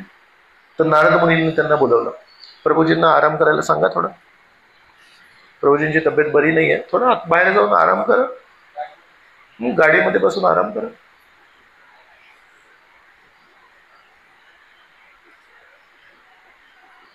तर श्रीकृष्ण आहेत त्यांनी नारद मुनींना जवळ घेतलं आणि नारद मुनींना म्हटलं, तू जाऊन सत्यभामासोबत एक खेळ खेळ, काहीतरी आपण थोडंसं खेळ खेळतो आणि त्याच्यामध्ये हळूहळू हळू अशी परिस्थिती मी निर्माण करीन की सत्यभामा हरेल आणि तेव्हा तुला काहीतरी द्यायला लागेल सत्यभामेला. तर तेव्हा तू माग की मला तुझे पती पाहिजेत म्हणून. तर हे काहीतरी खेळ खेळत होते. तर काही सोन्याचे नाणे हरली सत्यभामा, पण तिला गर्व होता, ती हरायला तयार नाही. ठीक आहे, आता काय, आता 100 सोन्याचे नाणे, आता 1000 सोन्याचे नाणे, 10,000 सोन्याचे नाणे, असं करत करत करत एक परिस्थिती आली. तेव्हा सत्यभामा म्हणते, आता माझ्याकडे काही नाही उरलं. तर नारद मुनी म्हणतात, काही नाही कसं उरलं, तुझे पती आहेत ना. तर तिला अहंकार होता, तर ती म्हणाली, ठीक आहे, आता या खेळामध्ये मी माझ्या पतींना लावतो, श्रीकृष्ण. आणि नारद मुनी जिंकले, सत्यभामा हरली. तर नारद मुनी म्हणते, मी तर साधू आहे, मी तर एका ठिकाणी नाही राहत, तर मी तर प्रवासाला निघालो, तर श्रीकृष्णांना माझ्यासोबत जायला लागेल, कारण मी श्रीकृष्णांना जिंकलंय. त्या क्षणी सत्यभामाला कळलं, माझ्या जीवनामध्ये काय झालंय. माझ्या पतींना मी गमती गमतीमध्ये अहंकाराने खेळामध्ये लावलं आणि मी माझ्या पतींना हरवून बसली आणि आता माझे पती या नारद मुनींचे नोकर झाले आणि नारद मुनीच्या प्रवासासोबत माझ्या पतींना पण आता जायला लागेल. तेव्हा तो आभाळ कोसळलं म्हणतात ना, तसं त्यांच्या डोक्यावर आभाळ कोसळलं. मग नारद मुनींच्या पाया पडले, अहो माझ्या पतींना घेऊन नका जाऊ, हो माझे पती येते, ते गेले तर मी काय करू इथे एकटी. नारद मुनी म्हणाले, तुम्हीच तर लावलं त्यांना. नाही नाही, चुकीने लावलं, पण परत द्या. तर म्हणाले, ठीक आहे, मला ना यांच्या वजनाचं सोनं द्या, श्रीकृष्णांच्या वजनाचं सोनं द्या मला. तर ही म्हणते आरामात, माझे वडील तर श्रीमंत आहे, माझ्याकडे भरपूर सोनं आहे. ते एक मोठा तराजू तयार केला. त्या तराजूमध्ये एका बाजूला श्रीकृष्ण होते आणि दुसऱ्या बाजूला तिने सगळे त्याचे बांगड्या, अंगठ्या, कानातले, नाकातले सगळे बाहेर काढले आणि ठेवले. खूप होता, ढीग होता, काही झालं नाही. पण तिला आश्चर्य वाटलं, असं कसं नाही झालं रे बाबा. पण नाही झालं. तिजोरी उघडली, तिजोरीमध्ये वडिलांनी भरपूर धनसंपत्ती दिली होती, ती सगळी तिथे टाकली, पण तराजू काही हल्ला नाही. मग ती विचार करते आता काय करायचं. अजून काही इकडचं तिकडचं काहीतरी तिने काढलं, वडिलांकडून घरून आलेलं, माहेरून आलेलं ते टाकलं, तराजू काय हलत नाही. म्हणजे आता श्रीकृष्ण जाणार. तर वाईट वाटायला लागलं तिला. अशा परिस्थितीमध्ये काय करायला लागेल आता. जर श्रीकृष्णांना ठेवायचं असेल तिथे तर काय करायला लागेल. अजून सोनं आणायला लागेल कुठून. अजून सोनं कुठे. आता तिची तिजोरी तरी कमी झाली. बाकीच्या राण्यांकडे आहे ना सोनं, इतर राण्यांकडे सोनं आहे ना, पण इतर राण्यांचं सोनं बाहेर काढण्यासाठी काय करायला लागेल. त्यांच्याजवळ जाऊन विनवणी करायला लागेल. आणि दुसऱ्या राणीकडे विनवणी करण्यासाठी काय लागतं हृदयामध्ये. नम्रता लागते. अहो थोडी माझी मदत करा ना. झुकायला लागतं. ज्या बाईने आयुष्यामध्ये कधी कोणासमोर झुकली नाही, जी श्रीकृष्णांसमोर पण गर्व करते माझे वडील खूप श्रीमंत आहेत, तिला त्या दिवशी प्रश्न पडला, जर मी नम्रता नावाची गोष्ट स्वीकारली नाही तर मला पतींना गमवावून बसायला लागेल. तर काय करायला लागेल. पतींना गमवायचं की नम्रता स्वीकारायची. तर त्या दिवशी तिची परीक्षा झाली. तिला नम्रता जोर जबरदस्तीने स्वीकार करावी लागली आणि श्रीकृष्णांनी तिचा गर्व मोडला. ते एका राणीकडे गेली आणि म्हणाली, तुझ्याकडे जेवढं सोनं आहे तेवढं देशील का. का ग. अहो मी गमतीने खेळ खेळायला नारद मुनी जिंकले आणि नारद मुनी आपल्या श्रीकृष्णांना घेऊन चालले, तर थोडं सोनं देशील का. हा श्रीकृष्ण चालले, मग आपल्या महालांचं काय करायचंय. तिने सगळे सोनं काढलं, ते सोनं टाकलं त्या तराजूमध्ये. 2 राण्यांचं सोनं, काही फरक नाही पडला. अगं तिजोरीमध्ये असेल बघ तुझं. हो हो आहे. तिजोरीचं सोनं काढलं. अशा प्रकारे सत्यभामा प्रत्येक राणीकडे गेली, प्रत्येक राणीचं सोनं काढलं, त्या तराजूमध्ये टाकलं, पण श्रीकृष्ण काय हलत नाही. श्रीकृष्णांच्या पोटात यशोदेमाईने काय बघितलं होतं. ब्रह्मांड बघितलं होतं. ते पूर्ण ब्रह्मांड पोटात आहे. किती सोनं टाकणार आहे तुम्ही. तर सत्यभामाचा त्या दिवशी गर्व नाश झाला, तरी पण तिने तिचा गर्व सांभाळून ठेवला. पण मात्र एका राणी समोर नाही गेली. कोण राणी असेल ती. ही हिच्या समोर जाऊन मी नमस्कार करू, हिला भीक मागू मी. पण त्या दिवशी श्रीकृष्णांनी ठरवलंच होतं, याच्या गर्वाचा कणा आज मोडायचा. आणि श्रीकृष्ण जेव्हा ठरवतात, इंद्राचा पण पाठीचा गर्वाचा कणा श्रीकृष्णांनी मोडला. कसा मोडला. एक दिन मान इंद्र कुमारियो, नख ऊपर गोवर्धन धारियो, नाम पड्यो गिरिधारी राधे श्याम श्याम श्याम. तर श्रीकृष्णांना ना एकच आजार आवडत नाही. कॅन्सर झाला असेल तरी चालतो श्रीकृष्णांना, ताप आला असेल तरी चालतो, सर्दी पण चालते, खोकला पण चालतो, सगळे आजार चालतात. गर्वाचा आजार नाही चालत. त्याची दुर्गंध श्रीकृष्णाला सहनच होत नाही. तर श्रीकृष्णाने ठरवलं होतं, आज या गर्वाचा आजार पूर्णपणे नष्ट करायचा. सगळ्या राण्यांच्या सगळं सोनं टाकलं तराजूमध्ये, पण श्रीकृष्ण काय हलत नव्हते. आता एकच राणी उरली, रुक्मिणी. काय करणार आता बिचारी सत्यभामा. रुक्मिणीकडे गेली आणि म्हणाली, अगं ऐक ना, म्हणजे सांग, असं असं झालं, माझ्याकडून चूक झाली, सगळं सोनं त्या तराजूमध्ये टाकलंय आम्ही लोकांनी, आता तुझं सोनं काढ, नाही तर श्रीकृष्ण आपण गमावून बसू, श्रीकृष्ण जातील आपले. रुक्मिणी म्हणाली, असं कसं काय शक्य आहे. श्रीकृष्णांसाठी मी माझं जीवन त्यागलंय, त्या श्रीकृष्णांना मी कशी सोडू. पण तू काय म्हणतेस, सगळ्या राण्यांचं सगळं सोनं टाकलं पण श्रीकृष्ण हलत नाहीत. नाही हलत का. ठीक आहे, मी विचार करते. जेव्हा जगाच्या नियमांच्या पलीकडे काहीतरी घटना घडते ना, आपण पण थोडं स्मार्ट व्हायला पाहिजे. आपलं पण डोकं थोडं चालायला पाहिजे. हे जगाच्या नियमाच्या पलीकडे चाललंय म्हणजे इथे श्रीकृष्णांचा काहीतरी प्लॅन दिसतोय. आपल्या जीवनामध्ये एक माणूस आपल्याशी चांगला वागत असतो नेहमी, आणि अचानक तो विचित्र वागायला लागतो. आपल्याला काय वाटतं, याला मी सोडणार नाही आता. तेव्हा आपण नम्र बनायला पाहिजे आणि म्हणायला पाहिजे, कदाचित माझ्याकडून काहीतरी चूक होत होती म्हणून श्रीकृष्ण अचानक या व्यक्तीला वापरतायत मला नम्र करण्यासाठी. तेव्हा सूड नाही घ्यायचा, तेव्हा नम्र बनायचं आणि बघायचं की श्रीकृष्ण या व्यक्तीद्वारे मला काय शिकवण शिकवायला आज तयार झालेत. तर रुक्मिणी विचार करते, एवढ्या सर्व राण्यांचं एवढं सगळं सोनं आणि श्रीकृष्ण हलत नाही म्हणजे काहीतरी वेगळी आपल्याला काहीतरी गोष्ट करायला लागेल. यांना समजलं श्रीकृष्णांना इथे काहीतरी धडा शिकवायचा आहे. तर श्रीकृष्णांना जर जिंकायचं असेल तर काय करायला लागतं? पत्रम पुष्पम फलम तोयम. रुक्मिणी त्यांच्या महलाच्या बाहेर गेली, तिथे तुळशीचं झाड होतं. रुक्मिणीने भक्तिमय डोकं लावलं. कुठलं डोकं लावलं? साधारण बुद्धी नाही लावली. भक्तीमध्ये अग्रेसर होण्यासाठी वेगळी बुद्धी असते, पवित्र बुद्धी असते, ती लावली. त्या तुळशीचं एक पान घेतलं, हातातलं कडा नाही काढला, नाकातलं नाही काढलं, कानातलं सोनं नाही काढलं तिने. का? तिला परमेश्वराचं हृदय माहिती आहे. का माहिती आहे तिला परमेश्वराचं हृदय? कारण तिच्याकडे तो आजार नाहीये. कुठला आजार नाहीये? अहंकाराचा आजार नाही. आणि अहंकाराचा आजार का नाहीये? कारण तिने श्रीकृष्णांना जिंकायसाठी किंमत मोजली आहे. काय किंमत मोजली तिने? निर्लज्ज होऊन स्वतःच पत्र लिहिते आणि सांगते मला अपहरण करायला ये म्हणून. या जगामध्ये अजून कुठली मुलगी नाही आहे जी एका श्रीकृष्णांना सांगते की माझं अपहरण करायला तू इकडे इकडे ये म्हणून. विचार करा ना, तर किती निर्लज्ज कार्य आहे ते तसं करणं. पण रुक्मिणी काय म्हणते? लाज काय आणि काय काय, मेन गोष्ट आहे श्रीकृष्णांना समर्पण करायला पाहिजे, बाकी सगळ्या गोष्टी एकीकडे. तर रुक्मिणीला कधी गर्वाचा आजार नाही झाला. तर ज्याला कधी गर्वाचा आजार नसतो त्याला श्रीकृष्णांचं मन, श्रीकृष्णांचं हृदय वाचण्याची कला मिळते. अश्वत्थामाने द्रौपदीच्या 5 झोपलेल्या मुलांना मारलं.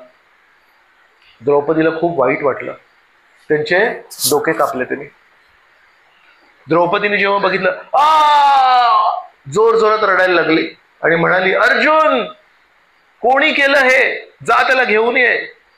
अर्जुनाने शपथ घेतली, मी त्याला घेऊन येईन, त्याचं डोकं कापीन आणि त्या ज्यांनी मारलं तुझ्या 5 मुलांना त्याच्या डोक्यावर तू उभी राहशील आणि स्नान करशील. स्नान करताना आपण दगडावर उभं राहतो ना, तर म्हणतं तुझ्या मुलांना मारलेल्या व्यक्तीला मी घेऊन येईन, त्याचे डोकं कापीन आणि त्याच्यावर उभी राहून तू स्नान कर. मी आलो आता 2 मिनिटात. अर्जुन गेले, त्यांना पण माहिती नाही कोण येतो. धावत धावत रथावर त्याच्या पाठीमागे गेले आणि जेव्हा त्याला धरलं तेव्हा त्याचा चेहरा बघितला, अश्वत्थामा. अश्वत्थामा, तू असं केलंस? तू ब्राह्मणाचा मुलगा आणि तू झोपलेल्या मुलांना मारतोस? लाज नाही वाटत तुला? तो म्हणून काय करणार आता? तुझी मुलं आहेत, तुझ्या मुलं इतके शूरवीर आहेत, मारून नाही शकत ना त्यांना, तर झोपेतच मारायला लागतं त्यांना. त्यांना घेऊन आला अश्वत्थामाला. अश्वत्थामाला जसा घेऊन आला, द्रौपदी म्हणते, अरे हा तर गुरुपुत्र आहे, द्रोणाचार्य पुत्र आहे, सोडून दे याला. माझं जे दुःख झालं ते झालं, मी सहन करते माझं दुःख, पण गुरुपुत्राला मारू नाही शकत. आपण कृतज्ञ राहायला पाहिजे गुरूंप्रती. युधिष्ठिर होता शेजारी. युधिष्ठिर म्हणतो, बरोबर आहे, गुरुपुत्राला मारायचं नाही, सोडून दे. नकुल आणि सहदेव होते, म्हणाले बरोबर आहे, गुरुपुत्राला मारायचं नाही, सोडून दे. बाजूला भीम आला. भीम म्हणतो, 2 मिनिटं तुम्ही शांत बसा, माझ्याकडे द्या, हा पूर्ण विषय संपवून टाकतो मी. ठार मारतो त्याला. तर हे 4 लोक, द्रौपदी, युधिष्ठिर, नकुल आणि सहदेव म्हणतायत त्याला जिवंत सोडून द्या, माफी द्या. आणि भीम म्हणतो, याला इकडे द्या, मी त्याला दाखवतो बरोबर. झोपलेल्या मुलांना मारतोस, क्रूर राक्षस. आणि हे जेव्हा चालू आहे तेव्हा अर्जुन श्रीकृष्णांकडे बघतात. तर श्रीकृष्ण म्हणतात, हे पण वैष्णव आहेत. द्रौपदी, युधिष्ठिर, नकुल आणि सहदेव हे वैष्णव आहेत, त्यांना तू दुर्लक्ष नाही करू शकत. आणि भीम पण वैष्णव आहे, भीमाला पण तू दुर्लक्ष नाही करू शकत. आता हे अर्जुना, तू समन्वय कर, याला पण प्रसन्न कर आणि याला पण प्रसन्न कर. याला कसं प्रसन्न करायला लागेल? मारून. आणि या पार्टीला कसं प्रसन्न करायला लागेल? त्याला न मारून. दोघांना कसं प्रसन्न करणार? तर तिथे एक श्लोक येतो, हरेर हार्दम अथासीना. अर्जुनाला ती कामगिरी दिली श्रीकृष्णांनी की या दोन विरुद्ध मतांचा तुला समन्वय करायचंय. तर कसं करेल अर्जुन समन्वय? हरेर हार्दम, हरी परमेश्वराचा हृदय जो जाणतो तो समन्वय करू शकतो.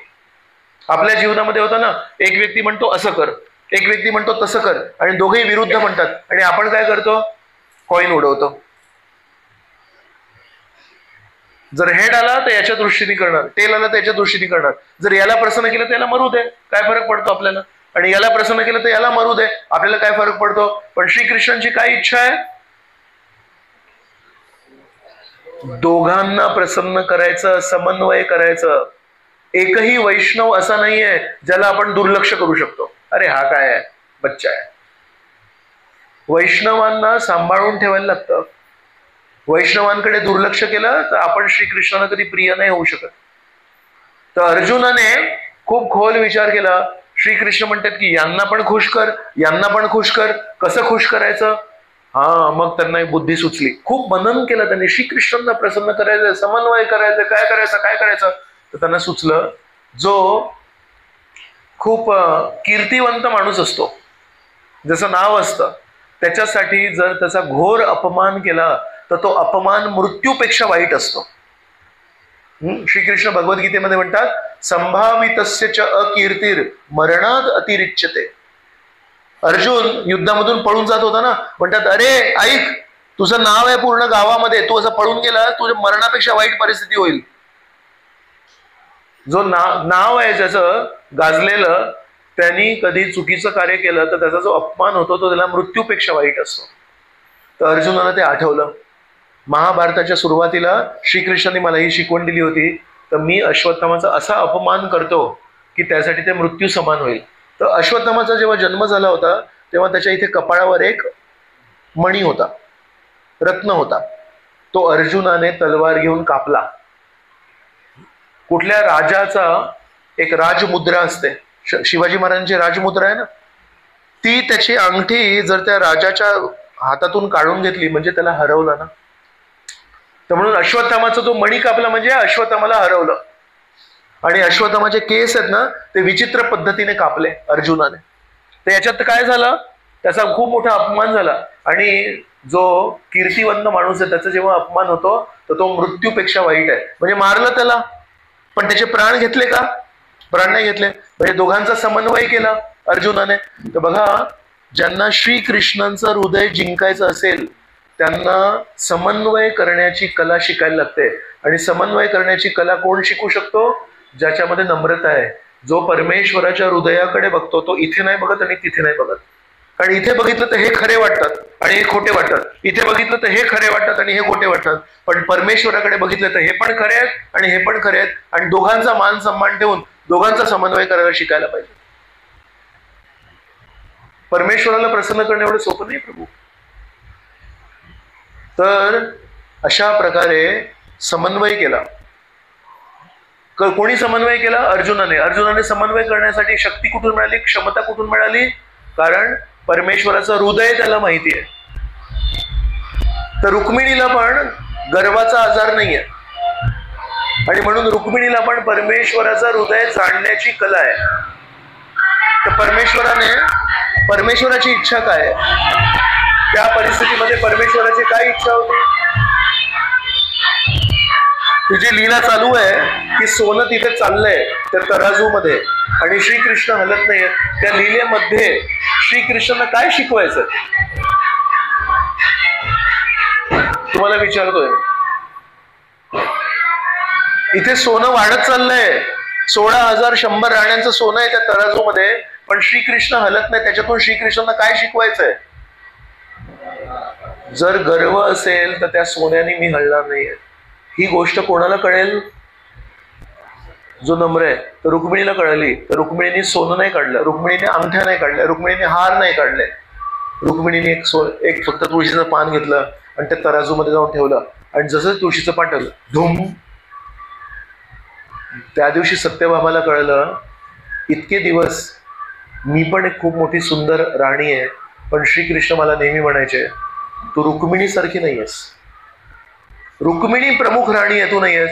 आणि सत्यभामाला नेहमी वाटायचं मी तर हिच्यापेक्षा श्रीमंत आहे, मी तर हिच्यापेक्षा दिसायला पण सुंदर आहे, पण श्रीकृष्णांचं मन माझ्याप्रती इतकं आकर्षित का नाही होत जेवढ्या रुक्मिणीप्रती आकर्षित होतं. काय कारण आहे त्याचं? नम्रता आणि स्वतःला साधारण समजणं आणि नेहमी श्रीकृष्णांवर अवलंबून जीवन जगणं. आपल्याला जर श्रीकृष्णांना प्रसन्न करायचं असेल, गर्वाचा रोग आपल्याला कमी करायला लागेल आणि परमेश्वरावर अवलंबून जीवन जगायला लागेल. अर्थात जीवनाचे महत्वाचे निर्णय स्वतःच्या हिशोबाने नाही घ्यायचे. मला असं वाटतं मी असं करीन, नाही. परमेश्वराला काय आवडेल, परमेश्वराला काय प्रसन्न करेल, ते निर्णय जो घेईल तो परमेश्वराच्या जवळ जाईल, तो परमेश्वराला प्रसन्न करेल. तर एका तुळशीच्या पानाने श्रीकृष्णांना जिंकलं रुक्मिणीने. आणि आपण सगळे रखुमाईच्या राज्यातले आहोत, महाराष्ट्रातले आहोत. आपण ते शिकायला पाहिजे. किती मराठी लोक आहेत जे दररोज श्रीकृष्णांना एक तुळशीचं पान अर्पण करतात? हात वर करा. बाकीचे लोक आहेत, जर आपण मराठी आहोत, जर आपण रखुमाईला रखुमाई मानतो, तर रखुमाईकडून नुसतं शिकायला, पण नुसतं रखुमाईची जय नाही म्हणायचं, रखुमाईकडून शिकायला पाहिजे. श्रीकृष्णाने एक तुळशीचं पान अर्पण करायला जड जातं आपल्याला. इतके आपण व्यस्त आहोत आपल्या दिनचर्येमध्ये, पैसे इतके कमवायचे आहेत आपल्याला की श्रीकृष्णाने एक तुळशीचं पान नाही देऊ शकत. तर म्हणून श्रीकृष्णांना जर प्रसन्न करायचं असेल, 10,000 वर्ष तपस्या करण्याची गरज नाही. कारण 10,000 वर्ष तपस्या करून चेतना बदलत नाही. पण जेव्हा आपण नम्र होतो आणि परमेश्वराला प्रेमाच्या भावनेने, स्नेहाच्या भावनेने, अवलंबून होण्याच्या भावनेने एक तुळशीचं पान करतो, धूम, तो तराजू पूर्ण बदलला आणि श्रीकृष्ण वर गेले. आणि श्रीकृष्ण म्हणून द्वारकेमध्ये राहिले, नाही तर नारद मुनींसोबत गेले असते. पुष्पम, गजेंद्र नावाचा हत्ती होता, बिचारा पाण्यामध्ये गेला पाणी प्यायला. एका मगरीने पकडलं, त्याने पायाने झटकायचा प्रयत्न केला, ती हल्ली नाही. बाकीच्या पायांनी मारायचा प्रयत्न केला, ती हल्ली नाही. मुलांना हाक मारली, बायकोला हाक मारली, ती हल्ली नाही. कारण मगर ही पाण्यात होती आणि हत्ती हा जमिनीचा प्राणी आहे, तो पाण्यात होता, तो दुर्बळ होता. आणि मगर ही पाण्यातली प्राणी आहे, तर तिचं पोषण चालू होतं, तिचं जेवण चालू होतं आतमध्ये. पण तिने जो पाय धरला होता गजेंद्राचा, धरला धरला धरला धरला, अनेक वर्ष हे युद्ध चालत राहिलं. हळूहळू हळू हा बिचारा हत्ती दुर्बळ झाला पाण्यात, आणि मगर ही स्ट्रॉंग होत गेली. शेवटी आपण दीनहीन झाला. अरे माझा राजा आहे, मी हत्तींचा राजा आहे. जेव्हा चालायचा तेव्हा सिंह आणि वाघ सगळे पळून जायचे. गजेंद्राच्या रुबाब होता, रुबाब. जेव्हा आपल्याला रुबाब असतो ना, एक दिवशी जर आपल्याला कोणी खाली पाडलं, सहन होत नाही ते. तर गजेंद्राला त्या दिवशी सहन होत नव्हतं, तर दीनहीन झाला आणि विचार करतोय काय करू काय करू. तेव्हा त्याला आठवलं, मागच्या जन्मी मी एक राजा होतो. इंद्रद्युम्न नावाचा एक राजा होता. तो परमेश्वराला स्मरण करताना गायत्री मंत्र बोलत होता. तर गायत्री मंत्र जेव्हा बोलतो तेव्हा आपण मुखाने त्याला व्यक्त नसतं करायचं, मनातल्या मनात गायचा असतो गायत्री मंत्र. तर एकदा ते बसून गायत्री मंत्र करत होते आणि शेजारून अगस्त्य ऋषी जात होते. अगस्त्य ऋषींनी बघितलं, एवढा मोठा सुसंस्कृत राजा आहे, मी जवळून चाललोय, पण यांनी मला नमस्कार नाही केला, दंडवत प्रणाम नाही केला. तर त्यांना राग आला. पण यांनी दंडवत प्रणाम का नाही केला? कारण गायत्री मंत्र बोलत होता. अगस्त्य ऋषींनी त्याच्याकडे लक्ष नाही दिलं. अगस्त्य ऋषी म्हणतात, यांनी गायत्री मंत्र नाही बोलला, याची जड बुद्धी आहे. याची जर जड बुद्धी आहे तर याला मी जड शरीर पण देतो. तर तिथेच अगस्त्य ऋषींनी शाप दिला, मी तुला शाप देतो, तुला हत्तीचा जन्म मिळेल. तुला ऋषी मुनींना नमस्कार करायची इच्छा नाहीये, हत्ती होतो म्हणून.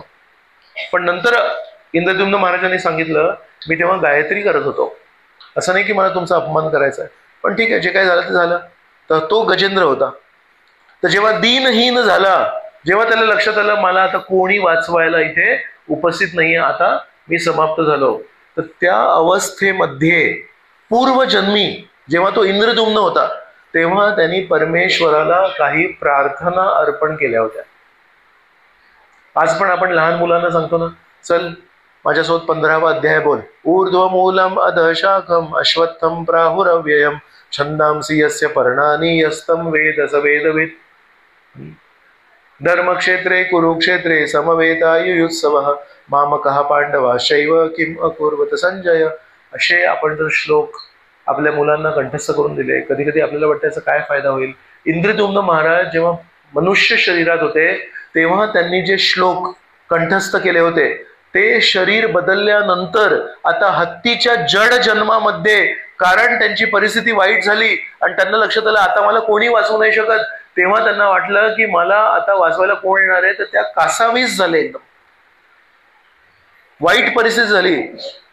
तर वाईट जेव्हा परिस्थिती झाली तेव्हा त्या वाईट परिस्थितीमध्ये पूर्वजन्मीचे त्यांचे श्लोक त्यांना आठवले आणि प्रेमाने हतबल झाले. द्रौपदी कशी हतबल झाली, 5 पांडव तिला वाचू नाही शकत आहे, हात वर करून टाकले तिने, साडी पण वाचवत नव्हती, हे कृष्ण हे गोविंद, श्रीकृष्णाने वाचवलं तिला. तसं गजेंद्रांनी काय केलं, तिथे एक फूल होतं कमळाचं, ते कमळाचं फूल उचललं आणि श्रीकृष्णांना अर्पण केलं, नारायण अखिल गुरो नमो नमस्ते म्हणून. जसं त्यांनी ती प्रार्थना अर्पण केली, श्रीकृष्ण धावत पळत आले गरुडावर बसून आणि सगळ्यात पहिले सुदर्शन चक्र फेकला आणि त्या मगरीला मारला आणि गजेंद्राला या परिस्थितीतून मुक्त केला. तर इतर पुराणांमध्ये, भागवतामध्ये नाही पण इतर पुराणांमध्ये हीच गजेंद्राची गोष्ट दिली आहे. आणि तिथे दिलंय कधी कधी गजेंद्र मोक्ष होतो, जेव्हा गजेंद्राला, हत्तीला जेव्हा एक मगर पकडते आणि तो भगवंतांना प्रार्थना करतो, तर एकदा अशी परिस्थिती झाली, परमेश्वर विष्णू हे गरुडावर स्वार झाले, चल गजेंद्राला वाचवायचंय मला, पण गरुडाचा जो स्पीड होता तो कमी होता, गरुड पण थकला असेल त्या दिवशी, तर गरुडाचा स्पीड कमी होता. श्रीकृष्ण म्हणाले हा गरुड इतक्या हळू वेगाने चाललाय, बिचारा तो माझा भक्त तिथे मरतोय आणि भक्त तिथे प्रार्थना करतोय, मला वेग वाढवायला लागेल. तर गरुडाचा वेग कसा वाढवायचा, नाही वाढवू शकत. तर श्रीकृष्ण जे गरुडावर स्वार होते ते खाली उतरले. विष्णूंचे 4 हात असतात, शंख चक्र गदा पद्म, तर एका हाताने त्यांनी गरुडाला धरलं आणि धावत निघाले. इतकी आतुरता आहे आपल्या भक्ताला वाचवण्यासाठी, जर गरुडाचा स्पीड कमी आहे तर श्रीकृष्ण धावत निघाले, पण गरुडाला सोडू नाही शकत, एका हातात गरुड घेतलं. बरं, धावताना धोतर घालून कोणी धावलंय का कधी, पुरुष धोतर घालून जर कधी धावले तर कधी कधी धोतर मागून सुटतं. तर आचार्य म्हणतात श्रीकृष्णांना एवढी आतुरता लागली त्या भक्ताला वाचवण्यासाठी, एका हातामध्ये गरुडाला धरलं, एका हाताने एक खोचलं, धोतर सुटायला नाही पाहिजे म्हणून, आणि 2 हातांनी धावत पळत गेले आणि सुदर्शन चक्र मारून त्याला मारलं आणि एका हाताने धोतर अजून पकडूनच ठेवले की सुटायला नाही पाहिजे. का सुटायला नाही पाहिजे, विलंब होईल, माझा भक्त तिथे आहे. जर इथे एका माणसाला तुम्ही रस्त्यावर बघितलं असं इथे खोचून इथे हात टाकलाय धोतराला पकडण्यासाठी आणि धावतोय, लोक हसतील की नाही त्याच्यावर. श्रीकृष्ण म्हणतात तुम्ही माझ्यावर हसलं तरी चालेल. आणि गरुडावर बसून राजा कसं जातो, राजा चालत जातो का कधी, आपल्या गावचे कोणी सरपंच असतील ते कधी चालत जातात का, पण श्रीकृष्ण आपल्या भक्ताला वाचवण्यासाठी जर त्यांना वाटलं की माझ्या वाहनाचा स्पीड कमी आहे तर चालत गेले, धावत गेले श्रीकृष्ण. तर अशा या श्रीकृष्णांना जर आपल्याला प्रसन्न करायचं असेल तर काय करायला लागेल माहितीये, एक फूल. कुठलं फूल, कुठलं पण फूल, झेंडूचं फूल, कमळाचं फूल, एक फूल आपल्याला परमेश्वराला प्रेमाने अर्पण करायचं म्हणा, परमेश्वरा मी तुझा. एवढा अवकाश आहे, 10,000 वर्ष तपस्या करायची गरज नाही. पण ज्यांनी गीता नाही वाचली आहे किंवा ज्यांनी वैष्णवांचा संग नाही केलाय, ज्यांनी गीता वाचली आहे, त्यांना वाटतं शंकर नातवाला प्रसन्न करायला 10,000 वर्ष, त्यांचे वडील ब्रह्मदेव ब्रह्मांना प्रसन्न करायसाठी पूर्ण शरीर खाऊन टाकलं, तर त्यांचे वडील विष्णू, बापरे, विष्णूंना प्रसन्न करणं म्हणजे 10 कोटी वर्ष तपस्या करायला लागेल. आणि श्रीकृष्ण या सर्व भ्रमाला नष्ट करतात भगवद्गीतेमध्ये. विचार करा, भगवद्गीता वाचन करणं किती महत्वाचं आहे आपल्यासाठी. मग पत्रम पुष्पम फलम. श्री चैतन्य महाप्रभू आपल्या भक्तांसोबत एकदा संकीर्तन करत होते. संकीर्तन करत करत करत करत खूप दमले सगळे भक्त लोक. श्री चैतन्य महाप्रभूंनी एका आंब्याचा भुई बियाणं घेतलं ते आणि ते जमिनीत टाकलं सगळ्यांच्या समोर आणि म्हणाले चला संकीर्तन करा. सगळेजण जोरजोरात बोलू लागले, हरे कृष्णा कृष्णा कृष्णा हरे हरे, हरे राम राम राम हरे. आणि सगळ्यांच्या देखत त्या नाम संकीर्तनाच्या आवाजामुळे त्या बियाण्याला सर्वांच्या देखत एक रोप आलं. आणि असं ते बघत बघत बघत बघत बघत असं वाढलं, एका बहरलेल्या झाडामध्ये परिवर्तित झालं 2 मिनिटांमध्ये. आणि त्या झाडावर बरोबर 200 आंबे होते. का तर 200 भक्त होते. बरोबर प्रत्येकाला एक आंबा होता, पण तो आंबा विलक्षण होता. तो आंबा एवढा मोठा होता, हातात मावे ना एवढा आंबा होता. आणि त्याला त्वचा नव्हती, साल नव्हतं त्याला, आणि त्याला गुही नव्हती, आतमध्ये बी नव्हती. त्याला सगळ्यात रसाळ, फक्त काय म्हणू त्याला आपण, मांस, त्याचा आंब्याचा जो मांस असतो, गर, फक्त गर, आतमध्ये बियाणं नाही आणि बाहेर साल नाही, आणि एवढा मोठा. आणि श्री चैतन्य महाप्रभूंनी ते सगळे आंबे तोडले आणि स्वतः श्रीकृष्णांना अर्पण केले. आणि तो महाप्रसाद श्री चैतन्य महाप्रभूंनी स्वतःच्या हाताने प्रत्येक भक्ताला दिला. आणि त्या भक्ताने तो आंबा जेव्हा खाल्ला, पूर्णपणे तृप्त झाले. शारीरिक स्तरावर तृप्त झाले, मानसिक स्तरावर तृप्त झाले. का मानसिक स्तरावर तृप्त झाले? श्री चैतन्य महाप्रभूंनी प्रेमापोटी आपल्या भक्तांना भूक लागली आहे म्हणून स्वतः ते पेरलं, स्वतः ते रोवलं, स्वतः त्याचं सिंचन केलं, स्वतः ते तोडलं, स्वतः ते श्रीकृष्णांना अर्पण केलं. आणि महाप्रसादाच्या रूपामध्ये या सगळ्या भक्तांना वाटलं, जेव्हा आपल्यासाठी कोणी भक्त एवढी सेवा करतात तर आपण मानसिक दृष्टीने पण तृप्त होतो. आणि कारण तो श्रीकृष्णांचा महाप्रसाद होता म्हणून ते आत्मिक दृष्टीने पण तृप्त झाले. अशा प्रकारे श्री चैतन्य महाप्रभूंनी एका फळाने आपल्या सगळ्या भक्तांना तृप्त केलं. श्रीकृष्ण जेव्हा विदुराच्या घरी गेले तेव्हा विदुराणीने काय खाऊ घातलं त्यांना? केळीचे साल, केळ नाही. कारण इतके भावविभोर झाले, श्रीकृष्ण आले माझ्या घरी, श्रीकृष्ण आले माझ्या घरी, अरे वा, हरी बोल हरी बोल हरी बोल. लक्षातच नाही आलं त्यांना की मी केळीचे साल खाऊ घालते, केळ नाही खाऊ घालत आहे. पण श्रीकृष्णांनी त्याच्याकडे नाही बघितलं. का? यो मे भक्त्या प्रयच्छति, स्नेह भावनेने. विदुराची पत्नी होती, त्यांना श्रीकृष्णांप्रती वात्सल्य भावना होते. स्वतःचा मुलगा आहे हा जणू काय, तर मुलाला जेव्हा आई खाऊ घालते तेव्हा कशी बघते मुलाकडे प्रेमाने, तसं ते श्रीकृष्णांकडे प्रेमाने बघत होते. तर श्रीकृष्णांनी पण त्यांच्याकडे काही लक्ष नाही दिलं आणि केळीचे साल खाल्ले. आणि नंतर लक्षात आलं की श्रीकृष्णांनी केळीचे साल खाल्ले, तेव्हा विदुराणीला किती वाईट वाटलं असेल. पण श्रीकृष्ण म्हणतात, मी ना, तुम्ही जी भाजी बनवता, डाळ बनवता, भाकरी बनवता, चपाती बनवता, लोणचं बनवता, त्याच्यातले मसाले नाही खात मी. मीठ, तिखट, मिरची, हळद ते सगळं नाही खात. MDH चे मसाले असेल तरी नाही खात मी. त्याच्यात तुम्ही किती प्रेमाने बनवताय. मी हे श्रीकृष्णांसाठी स्वयंपाक करते, या भावनेने जेव्हा आपण स्वयंपाक करू, त्या भावनेने बनवलेला स्वयंपाक श्रीकृष्णांना अगदी तिखट मीठ कमी असेल तरी खातात. आपल्या घरातले लोक कधी खात नाहीत.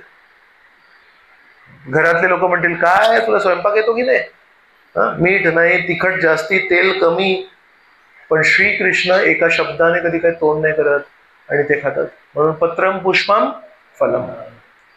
आणि तोयम श्री चैतन्य महाप्रभूंनी कधी स्वीकार नाही केलं की ते परमेश्वर आहेत.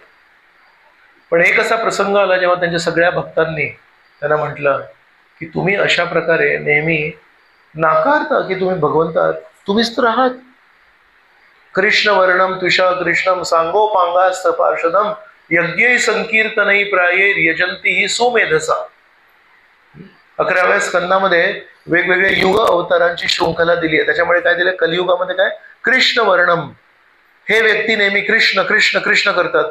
त्विषा अकृष्णम, त्यांची त्वचा ही काळ्या रंगाच्या विरुद्ध म्हणजे सुवर्ण रंगाची आहे. सांगोपांगास्त्र पार्षदम, त्यांचे अस्त्र काय आहेत? रामचंद्र जेव्हा आले तेव्हा त्यांचे अस्त्र होते बाण, धनुष्य. श्रीकृष्ण आले तेव्हा त्यांचा होतं शारंग नावाचं त्यांचं धनुष्य होतं. कौमुदुकी गदा होती, सुदर्शन चक्र होता. पण जेव्हा तेच परमेश्वर नरसिंहदेव आले तेव्हा त्यांचे अस्त्र, त्यांचे नख होते.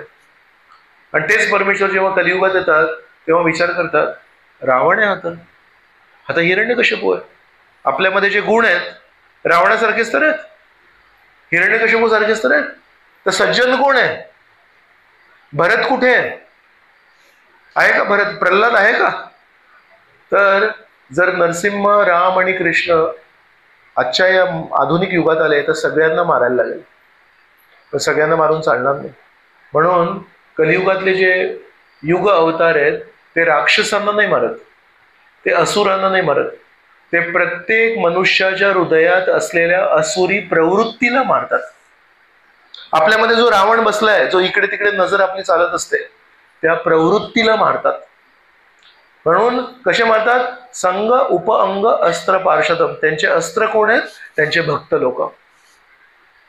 यज्ञ संकीर्तनही प्रायर. आणि कलियुगातले जे युग अवतार आहेत ते नेहमी नाम संकीर्तन करत असतात, ते नेहमी परमेश्वराचं नामस्मरण करतात. आणि अशा या युग अवताराला यजंतीही सुमेधसा. जे बुद्धिमान लोक आहेत ते जाणतात कलियुगातले युग अवतार हे अस्त्र शस्त्र नाही घेऊन येत, ते हरिनामाचं शस्त्र आणतात आणि आपल्या सगळ्या भक्तांना घेऊन हरिनाम संकीर्तन करतात. तर एक दिवशी या भक्तांनी सांगितलं, कधीतरी आम्हाला तुमची सेवा करायची संधी द्या. एक असा दिवस आला जेव्हा श्री चैतन्य महाप्रभू काही आंतरिक भक्तांना घेऊन श्रीवास पंडितांच्या घरी गेले. आणि श्रीवास पंडितांच्या घरी शालिग्राम शिला होते, विष्णू. ते विष्णूंच्या आसनावर होते. श्री चैतन्य महाप्रभू तिथे गेले, त्या आसनावरून त्यांनी त्या शालिग्रामला बाहेर ठेवलं आणि स्वतः त्या विष्णूच्या आसनावर जाऊन बसले आणि म्हणतात, तुम्हाला माझी सेवा करायची आहे, दरवाजे बंद करा सगळे, कोणाला बघायला नाही पाहिजे, बोला काय सेवा करायची आहे. सगळेजण म्हणाले, आज श्री चैतन्य महाप्रभूंनी दरवाजे बंद करून स्वीकार केला. मोजके भक्त होते, सगळ्यांसमोर नाही, पण म्हणाले, मुरारी गुप्ता तू हनुमान आहेस, तुला मीच राम आहे. तर त्यांनी रामचंद्रांचं रूप दाखवलं मुरारी गुप्ताला. मुरारी गुप्ताने थोडं मागे बघितलं तर शेपूट पण आली होती, हनुमानाची शेपूट आली होती त्यांना. अशा प्रकारे प्रत्येक भक्ताला त्यांनी सांगितलं. वासुदेव दत्ताने सांगितलं. वासुदेव दत्तांची काय प्रार्थना होती माहितीये? या ब्रह्मांडामध्ये जितके लोक आहेत त्यांचे सगळे दुःख काय आहेत, का लोक दुःखी आहेत या ब्रह्मांडामध्ये? कारण त्यांनी पाप केलेत. वासुदेव दत्ताने परमेश्वरला प्रार्थना केली, या जगामध्ये जितके दुःखी लोक आहेत त्या सर्वांनी पाप केले आहेत, त्या सर्व जीवात्म्यांचे सर्व पाप माझ्या डोक्यावर द्या. मी या जगात राहतो, मी ते पाप उपभोगतो, पण मला लोकांची दुःखी परिस्थिती बघवत नाही. त्यांना तुम्ही पापमुक्त करा आणि त्यांना वैकुंठाला जाऊ द्या. जेव्हा परमेश्वराला वासुदेव दत्त यांनी ही प्रार्थना केली, श्री चैतन्य महाप्रभूचे थरथर कापू लागले. म्हणाले, याच्यामध्ये काय ही भावना आहे, दुसऱ्यांचं दुःख बघू नाही शकत हा व्यक्ती. आपल्यामध्ये स्वतःचे पापांचे फळ भोगण्याची क्षमता नाही आहे. कधी कधी आपण रडतो आपल्या जीवनात जेव्हा दुःख होतं तेव्हा, की मी काय केलं परमेश्वरा, माझ्या जीवनामध्ये एवढं दुःख आलं. कोणामध्ये हिंमत आहे का? ब्रह्मांडामध्ये जेवढे जीवात्मे आहेत त्या सर्वांचे पाप मला द्या, पण त्यांना पापमुक्त होऊ द्या आणि त्यांना वैकुंठाला जाऊ द्या. तर जेव्हा ही प्रार्थना केली तेव्हा श्री चैतन्य महाप्रभू म्हणतात, वासुदेव तू प्रल्हाद आहेस. नरसिंहदेव जेव्हा आले तेव्हा प्रल्हादाला म्हणतात, चल आपण जाऊया परत, इथे नको राहूस तू. तेव्हा प्रल्हाद म्हणतात, या जगामध्ये जेव्हापर्यंत एक नास्तिक व्यक्ती आहे तेव्हापर्यंत मी या जगात राहणार, त्या नास्तिकाचे पाय धरणार आणि त्या नास्तिकाला सांगणार, परमेश्वराचं नामस्मरण कर रे.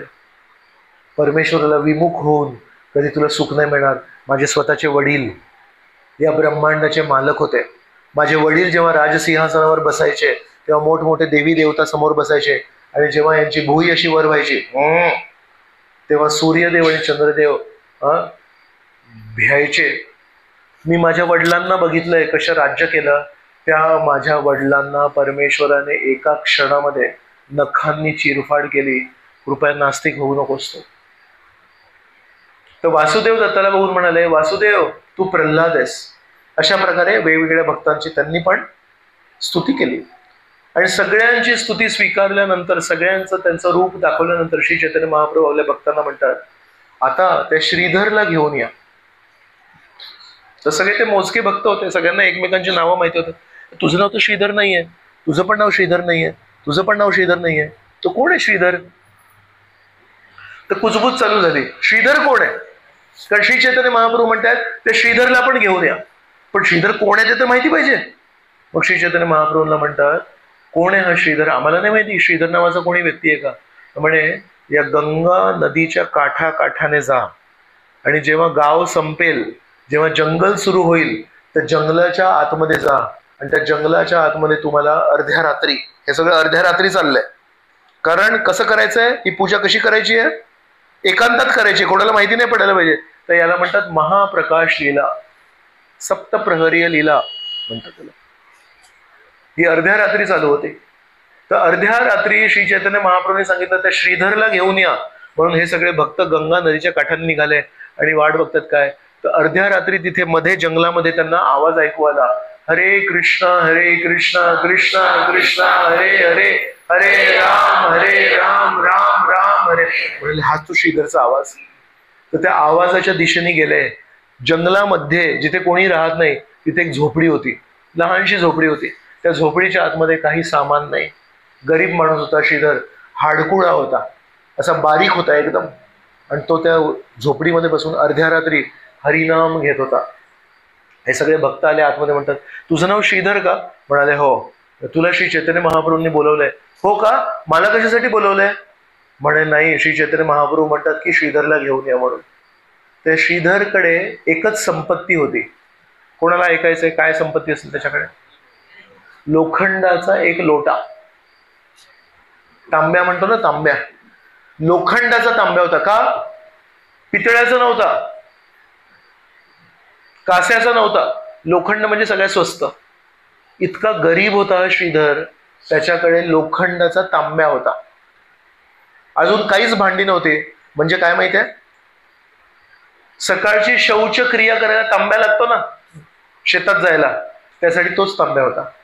पाणी प्यायला तोच तांब्या होता आणि खायला तोच तांब्या होता. त्याच्याकडे पैसे नव्हते, गरीब होता.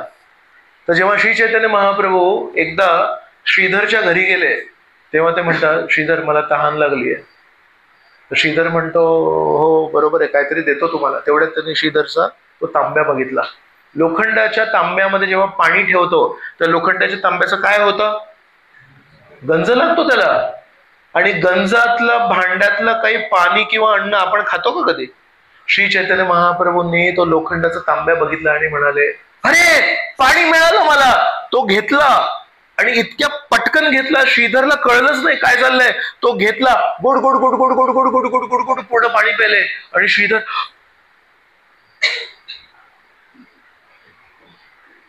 हा लोखंडाचा तांब्या आहे, याच्याने मी माझ्या सर्व क्रिया करतो. या तांब्याने मी श्री चैतन्य महाप्रभू कोण आहे? परमेश्वर आहेत. पण परमेश्वर ते गुड गुड गुड गुड पण त्यांना नाही माहिती हे काय आहे. परमेश्वर तर कणाकणात आहेत, परमेश्वर श्रीधरच्या हृदयात आहे, त्यांना नाही माहिती तांब्याचं काय करतात. पण त्या तांब्यातून पाणी पिलं तर श्री चैतन्य महाप्रभू, आज माझी तहान समाप्त झाली. आणि तू याच्यामध्ये पाणी ठेवलं होतंस की स्वर्गाचं अमृत ठेवलं होतंस? त्याच्या तोंडातून शब्दच निघत नाहीयेत काही, काय बोलायचं. श्री चैतन्य महाप्रभू म्हणतात, श्रीधर तू जगाला तुझी धनसंपत्ती सांगितली नाहीयेस.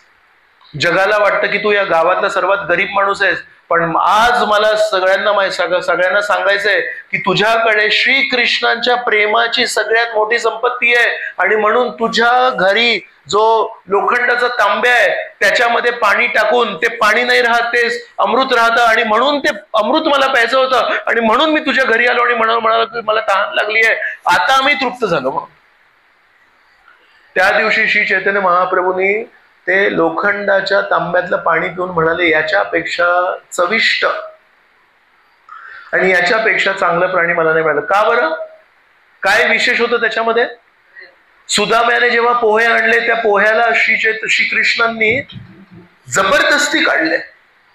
कारण द्वारकेचं ऐश्वर बघून सुदामाला लाज वाटत होती, मी ते पोहे कसे काढू.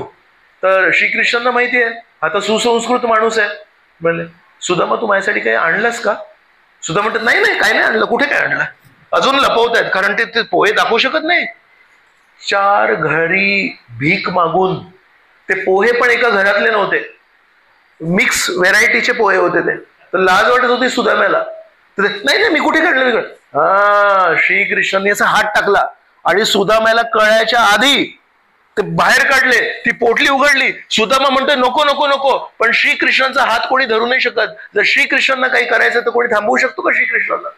त्यांनी ती एक मूठ टाकली, तोंडात टाकली आणि म्हणे वाह काय पोहे आहेत, असे पोहे तर मी कधी खाल्लेच नाहीत. आणि रुक्मिणी म्हणते मी काय काय खाऊ घालते यांना, माझी आजपर्यंत स्तुती नाही केली आणि या पोह्यांची स्तुती केली. आणि दुसऱ्या हाताने परत तिथे हात टाकला, दुसऱ्यांदा ते पोहे खाण्यासाठी.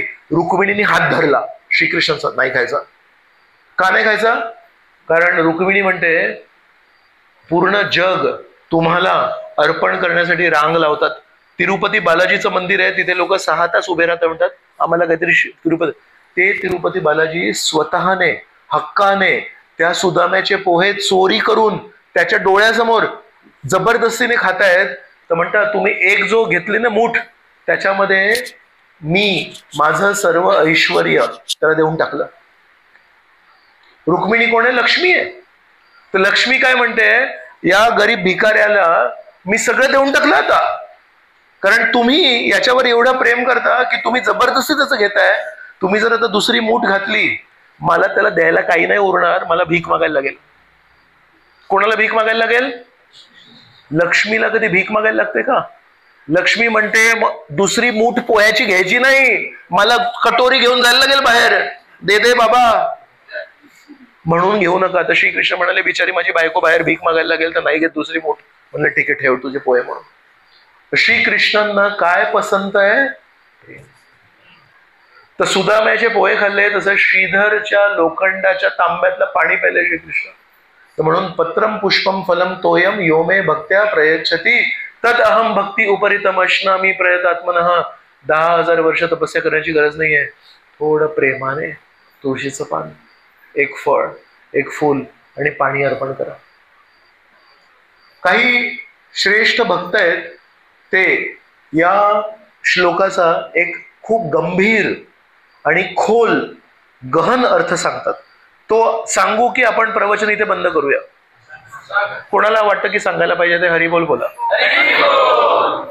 म्हणतात जुन्या काळी जेव्हा शास्त्र लिहायचे ते कशावर लिहायचे?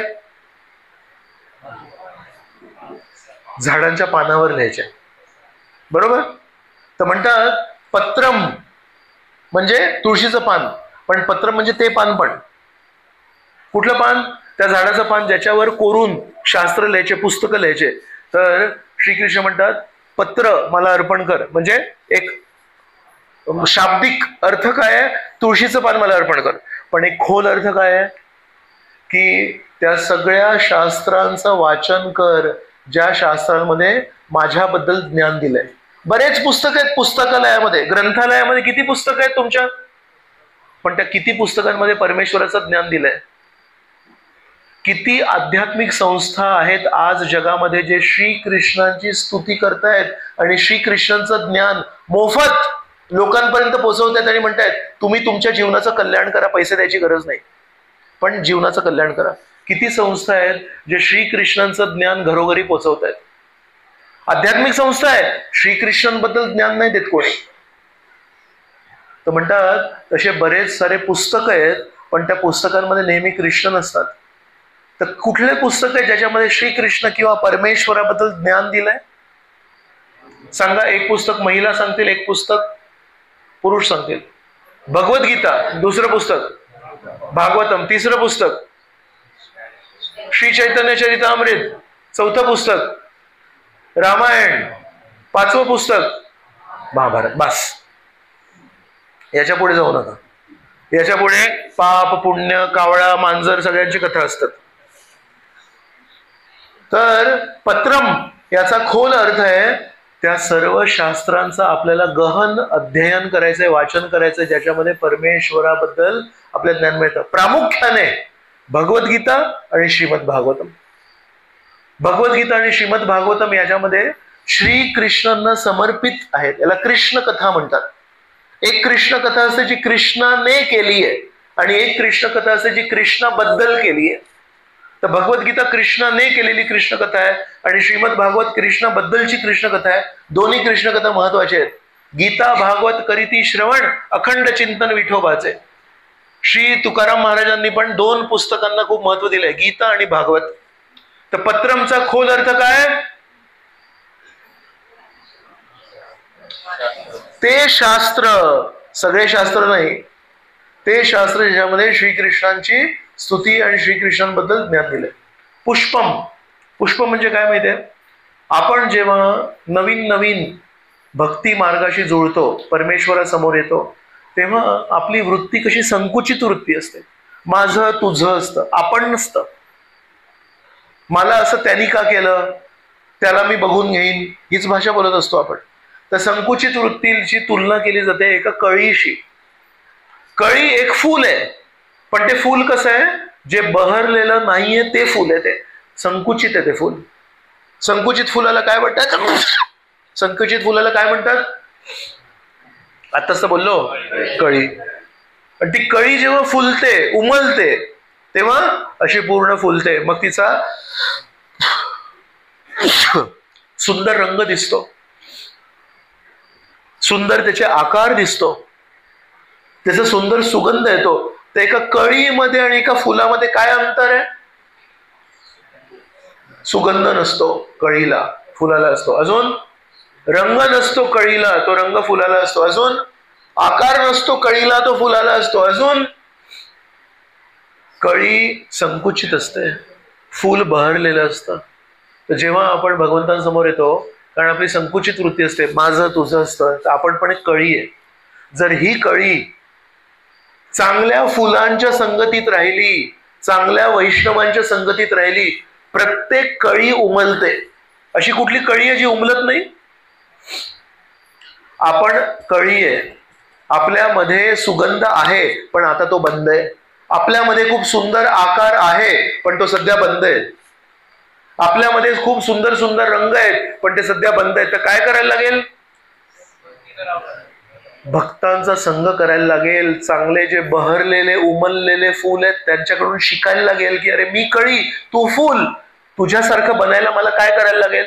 मग ते सांगतील असं असं करशील तर मी पण कळी होतो एक दिवशी. 10 वर्ष आधी मी पण कळी होतो, पण एका फुलाला विचारलं मी की अरे तू कसा कळीचा फूल झालास. त्यांनी मला सांगितलं तर मी कळीचा फूल झालो. आता ते ज्ञान मी तुला देतो, कळीचं फूल कसं व्हायचं. काय करायचं? रोज हरिनाम घ्यायचं, रोज घरी भोग अर्पण करायचा, वैष्णवांचा संग करायचा आणि आपापल्या ऐपतीप्रमाणे लहान मोठी सेवा करायची. बस एका कळीचं रूपांतर होईल फुलामध्ये. तर पत्रम पुष्पम, पुष्पम मला अर्पण कर म्हणजे ही कळी अर्पण करू नको मला. काय अर्पण करू नको म्हणजे आपली काय अर्पण करायचं नाही, संकुचित वृत्ती अर्पण नको करू मला.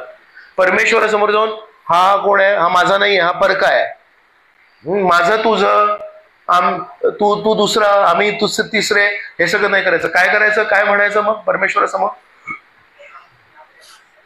आपण सर्व परमेश्वराची सेवा करू.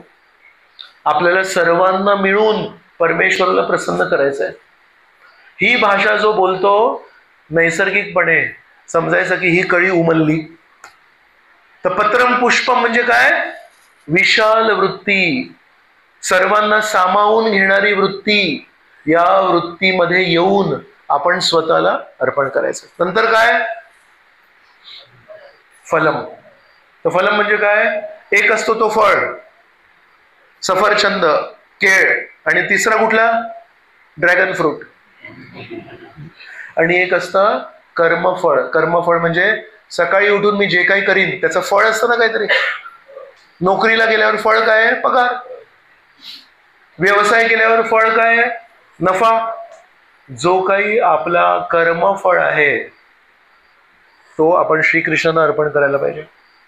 श्रीकृष्ण, तुम्ही हे शरीर दिलं, तुम्ही ही बुद्धी दिली, तुम्ही हे डोळे दिले, तुम्ही ही जीभ दिली, तुम्ही या सगळ्या गोष्टींना वापरायची शक्ती दिली आणि त्या सगळ्या तुमच्याच संपत्तीला वापरून मी पैसे कमावतो, ते पैसे माझे.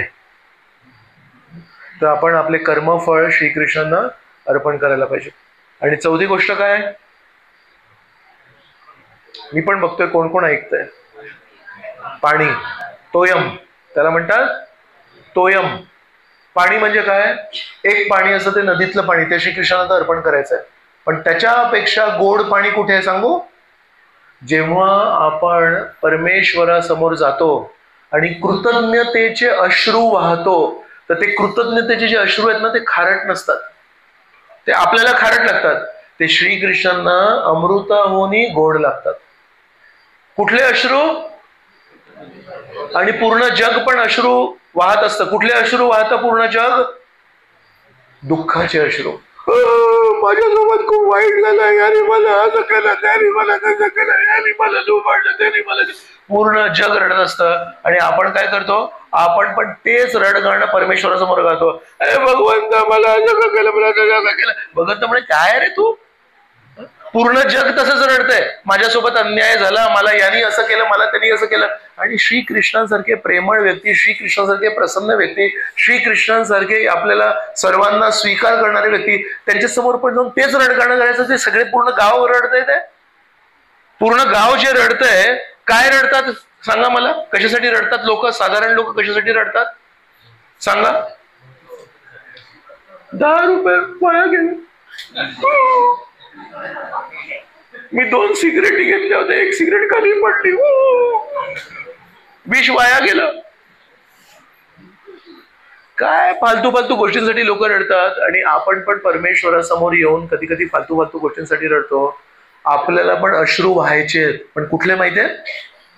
जेव्हा आपण लक्षात येतं, मी जेव्हा हाक मारत होतो माझ्या कठीण परिस्थितीमध्ये, अरे मला कोणतरी मदत करा, कोणतरी मदत करा, सगळे जण दूर पळून गेले. आपल्या सगळ्यांच्या जीवनामध्ये एक परिस्थिती येते, जेव्हा आपली वाईट परिस्थिती येते, आपण अरे कोणी आहे का, मदत करायला आहे का, फोन करतोय, कट करतात लोक फोन आपलं. का माहिती? हा गरीब आहे, याच्याकडे पैसे नाही आहेत. त्या काळी पण एक व्यक्ती नेहमी आपली मदत करायला तयार असतात. कोण असतात ते? श्रीकृष्ण. तर जेव्हा आपण त्या परिस्थितीतून जातो आणि आपल्याला लक्षात येतं, मी ज्यांच्याकडून आशा ठेवली की हे मला मदत करतील, ते काही मला मदत करायला आले नाही. आणि ज्या व्यक्तीकडे मी आयुष्यभर दुर्लक्ष केलं, त्या व्यक्तीने माझी हाक ऐकली. त्या दिवशी आपल्या मनामध्ये दुःखाचे अश्रू नाही आहेत. त्या दिवशी आपल्या हृदयामध्ये कृतज्ञतेचे अश्रू येतात की श्रीकृष्ण कधी कोणाला दूर नाही करत. जो कोणी व्यक्ती कधीही श्रीकृष्णांना हाक मारतो त्याला ते जवळ करतात. आणि ज्या व्यक्तीने त्यांना मारायला आलेल्या पुतनेला वैकुंठ दिलं, त्या व्यक्तीला आपण प्रेम नाही करत. काय आपली परिस्थिती विचार करा. पुतना श्रीकृष्णांना मारायला आली, पण त्यांनी काय बघितलं? नाही, मातृत्वाच्या भावनेने आली. अरे पण मारायला आली बाबा तुला, नाही मातृत्वाच्या भावनेने आली. त्याला वैकुंठ दिलं श्रीकृष्णांनी. त्या प्रेमळ श्रीकृष्णांना आपण जन्मोजन्मी दुर्लक्ष केलंय. मग लक्षात येतं की आपण किती चुकीचे आहे. आणि नंतर लक्षात येतं की आजपासून आपण रोज हरिनाम करायला पाहिजे. आणि जो मित्र माझ्या हृदयामध्ये बसून माझी वाट बघतोय, हा कधी माझ्याकडे बघेल, त्या व्यक्तीप्रती कृतज्ञता अर्पण करायला पाहिजे. तर माहितीये, 1000 चुका केल्यानंतर जेव्हा आपण योग्य गोष्ट करतो तेव्हा लक्षात येतं की मी किती मोठा चूक केली आहे. आणि जेव्हा आपण योग्य गोष्ट करतो तेव्हा लक्षात येतं मी जन्मोजन्मी परमेश्वराला दुर्लक्ष केलंय. पण आज जेव्हा मी पहिल्यांदा हाक मारली, हे कृष्णा करुणा सिंधो दीनबंधो जगतपते गोपेश गोपिका कांत राधा कांता नमोस्तुते, श्रीकृष्ण धावत येतात. म्हणजे माझ्या मनामध्ये किती कृतज्ञता पाहिजे श्रीकृष्णांप्रती. तर आपल्या सर्वांना दुःखाचे अश्रू नाही व्हायचे, तिथं पूर्ण जग वाहत आहे. आपल्याला कृतज्ञतेचे अश्रू व्हायचे. श्रीकृष्ण किती प्रेमळ आहे, श्रीकृष्ण किती कृपाळू आहे, श्रीकृष्ण कसे कोणालाही जवळ करतात. पण माझं दुर्भाग्य की मी त्या व्यक्तीला नेहमी दुर्लक्ष केलं जे नेहमी जवळ करतात, आणि त्या व्यक्तीला जवळ केलं जे नेहमी मला दुर्लक्ष करतात. तर श्रीकृष्णांसमोर कुठले अश्रू व्हायचे आहेत? कृतज्ञतेचे अश्रू व्हायचे आहेत. तर पत्रम पुष्पम फलम त्वयमचे 4 आपण गोष्टी ऐकल्या, आणि या पत्रम पुष्पम फलम त्वयमचा एक गहन अर्थ पण ऐकला आपण. तर अशा प्रकारे तुम्हाला मी प्रश्न विचारतो, ब्रह्मदेवांना प्रसन्न करणं सोपं आहे की शंकरजींना प्रसन्न करणं सोपं आहे की विठ्ठलाला श्रीकृष्णांना प्रसन्न करणं सोपं आहे? पण जर तुमच्या गावात जर बघितलं तुम्ही, तुमचंच गाव नाही सगळेच गाव, कोणीच श्रीकृष्णांची भक्ती करत नाही. का बरं असं असेल? कारण कोणाला माहिती नाही की श्रीकृष्णांना प्रसन्न करणं किती सोपं आहे. प्रेमाचे भूकेले आहेत, नियमांनी बांधू नाही शकत तुम्ही श्रीकृष्णांना. पण जर तुम्ही प्रेम केलं श्रीकृष्णाने, मला श्रीकृष्ण झालं गेलं ते विसरून जा, मी भरपूर चुका केल्या, मी भरपूर दुर्लक्ष केलं, पण आज मी रखुमाईकडून शिकलो. रखुमाईनी काय केलं? रखुमाईनी आत्मसमर्पण केलं. मला तुमच्या चरणी आत्मसमर्पण करायचं आहे, कृपया मला स्वीकार करा. ते श्रीकृष्ण जे ब्रह्मदेवांना दर्शन देत नाहीत ते श्रीकृष्ण तुमच्यावर प्रसन्न होऊ शकतात. बोलो श्रीकृष्ण भगवान की. तर म्हणून तुम्हा सर्वांच्या चरणी वारंवार जेव्हा जेव्हा मी वडगावला येतो तेव्हा एकच विनंती करतो, आपल्या दुःखी जीवनाला सुखी करा. आपल्या गळ्यामध्ये हरी नामाची जी माळ आहे, कुठे गेली माझी माळ? ही जी माळ आहे ना, ही अशी गळ्यात बांधून ठेवा, सोडायचीच नाही. 2 मिनिटं मिळाले की हात टाकून हरे कृष्ण कृष्ण कृष्ण हरे हरे, हरे राम राम राम हरे. व्यवसाय करा. आपल्या मुलांची, पत्नीची, आपल्या ऑफिसची, आपल्या शेतीची सगळी काळजी करायची आहे, पण योग्य पद्धतीने आपल्या मुलांची काळजी घेण्यासाठी, योग्य पद्धतीने आपल्या परिवाराची काळजी घेण्यासाठी, योग्य पद्धतीने आपल्या व्यवसायाची काळजी घेण्यासाठी आपल्याला शुद्धता पाहिजे, आपल्याला चांगली दृष्टी पाहिजे, आपल्याला योग्य चेतना पाहिजे. ती कुठे बाजारात मिळत नाही. ती चेतना फक्त जे लोक हरिनाम करतात त्यांना मिळते. तर आपले कर्तव्य नीट पार पाडण्यासाठी, आपल्या परिवाराची नीट काळजी घेण्यासाठी पण आपल्याला जी स्वच्छ दृष्टी पाहिजे ती फक्त हरिनामाने येते. म्हणून हरिनाम फक्त ब्रह्मचार्यांसाठी आणि संन्यासांसाठी नाही आहे, हरिनाम हा सर्वसामान्य व्यक्तींसाठी आहे. तर म्हणून तुम्हा सर्वांच्या चरणी माझी एकच नम्र विनंती आहे, दररोज न चुकता हरिनामाचा आश्रय घ्या, परमेश्वराला प्रार्थना करा आणि पत्रम पुष्पम फलम तोयम या 4 गोष्टी अर्पण करून परमेश्वरावर विजय प्राप्त करा, परमेश्वराला जिंकून घ्या. खूप खूप धन्यवाद. जय श्री श्री राधा गोपीनाथ भगवान की जय, श्री श्री जगन्नाथ बलदेव सुभद्रा मैया की, श्रील प्रभुपाद की, अनंत कोटि वैष्णव वृंद की जय. निताय गौर प्रेमानंदे.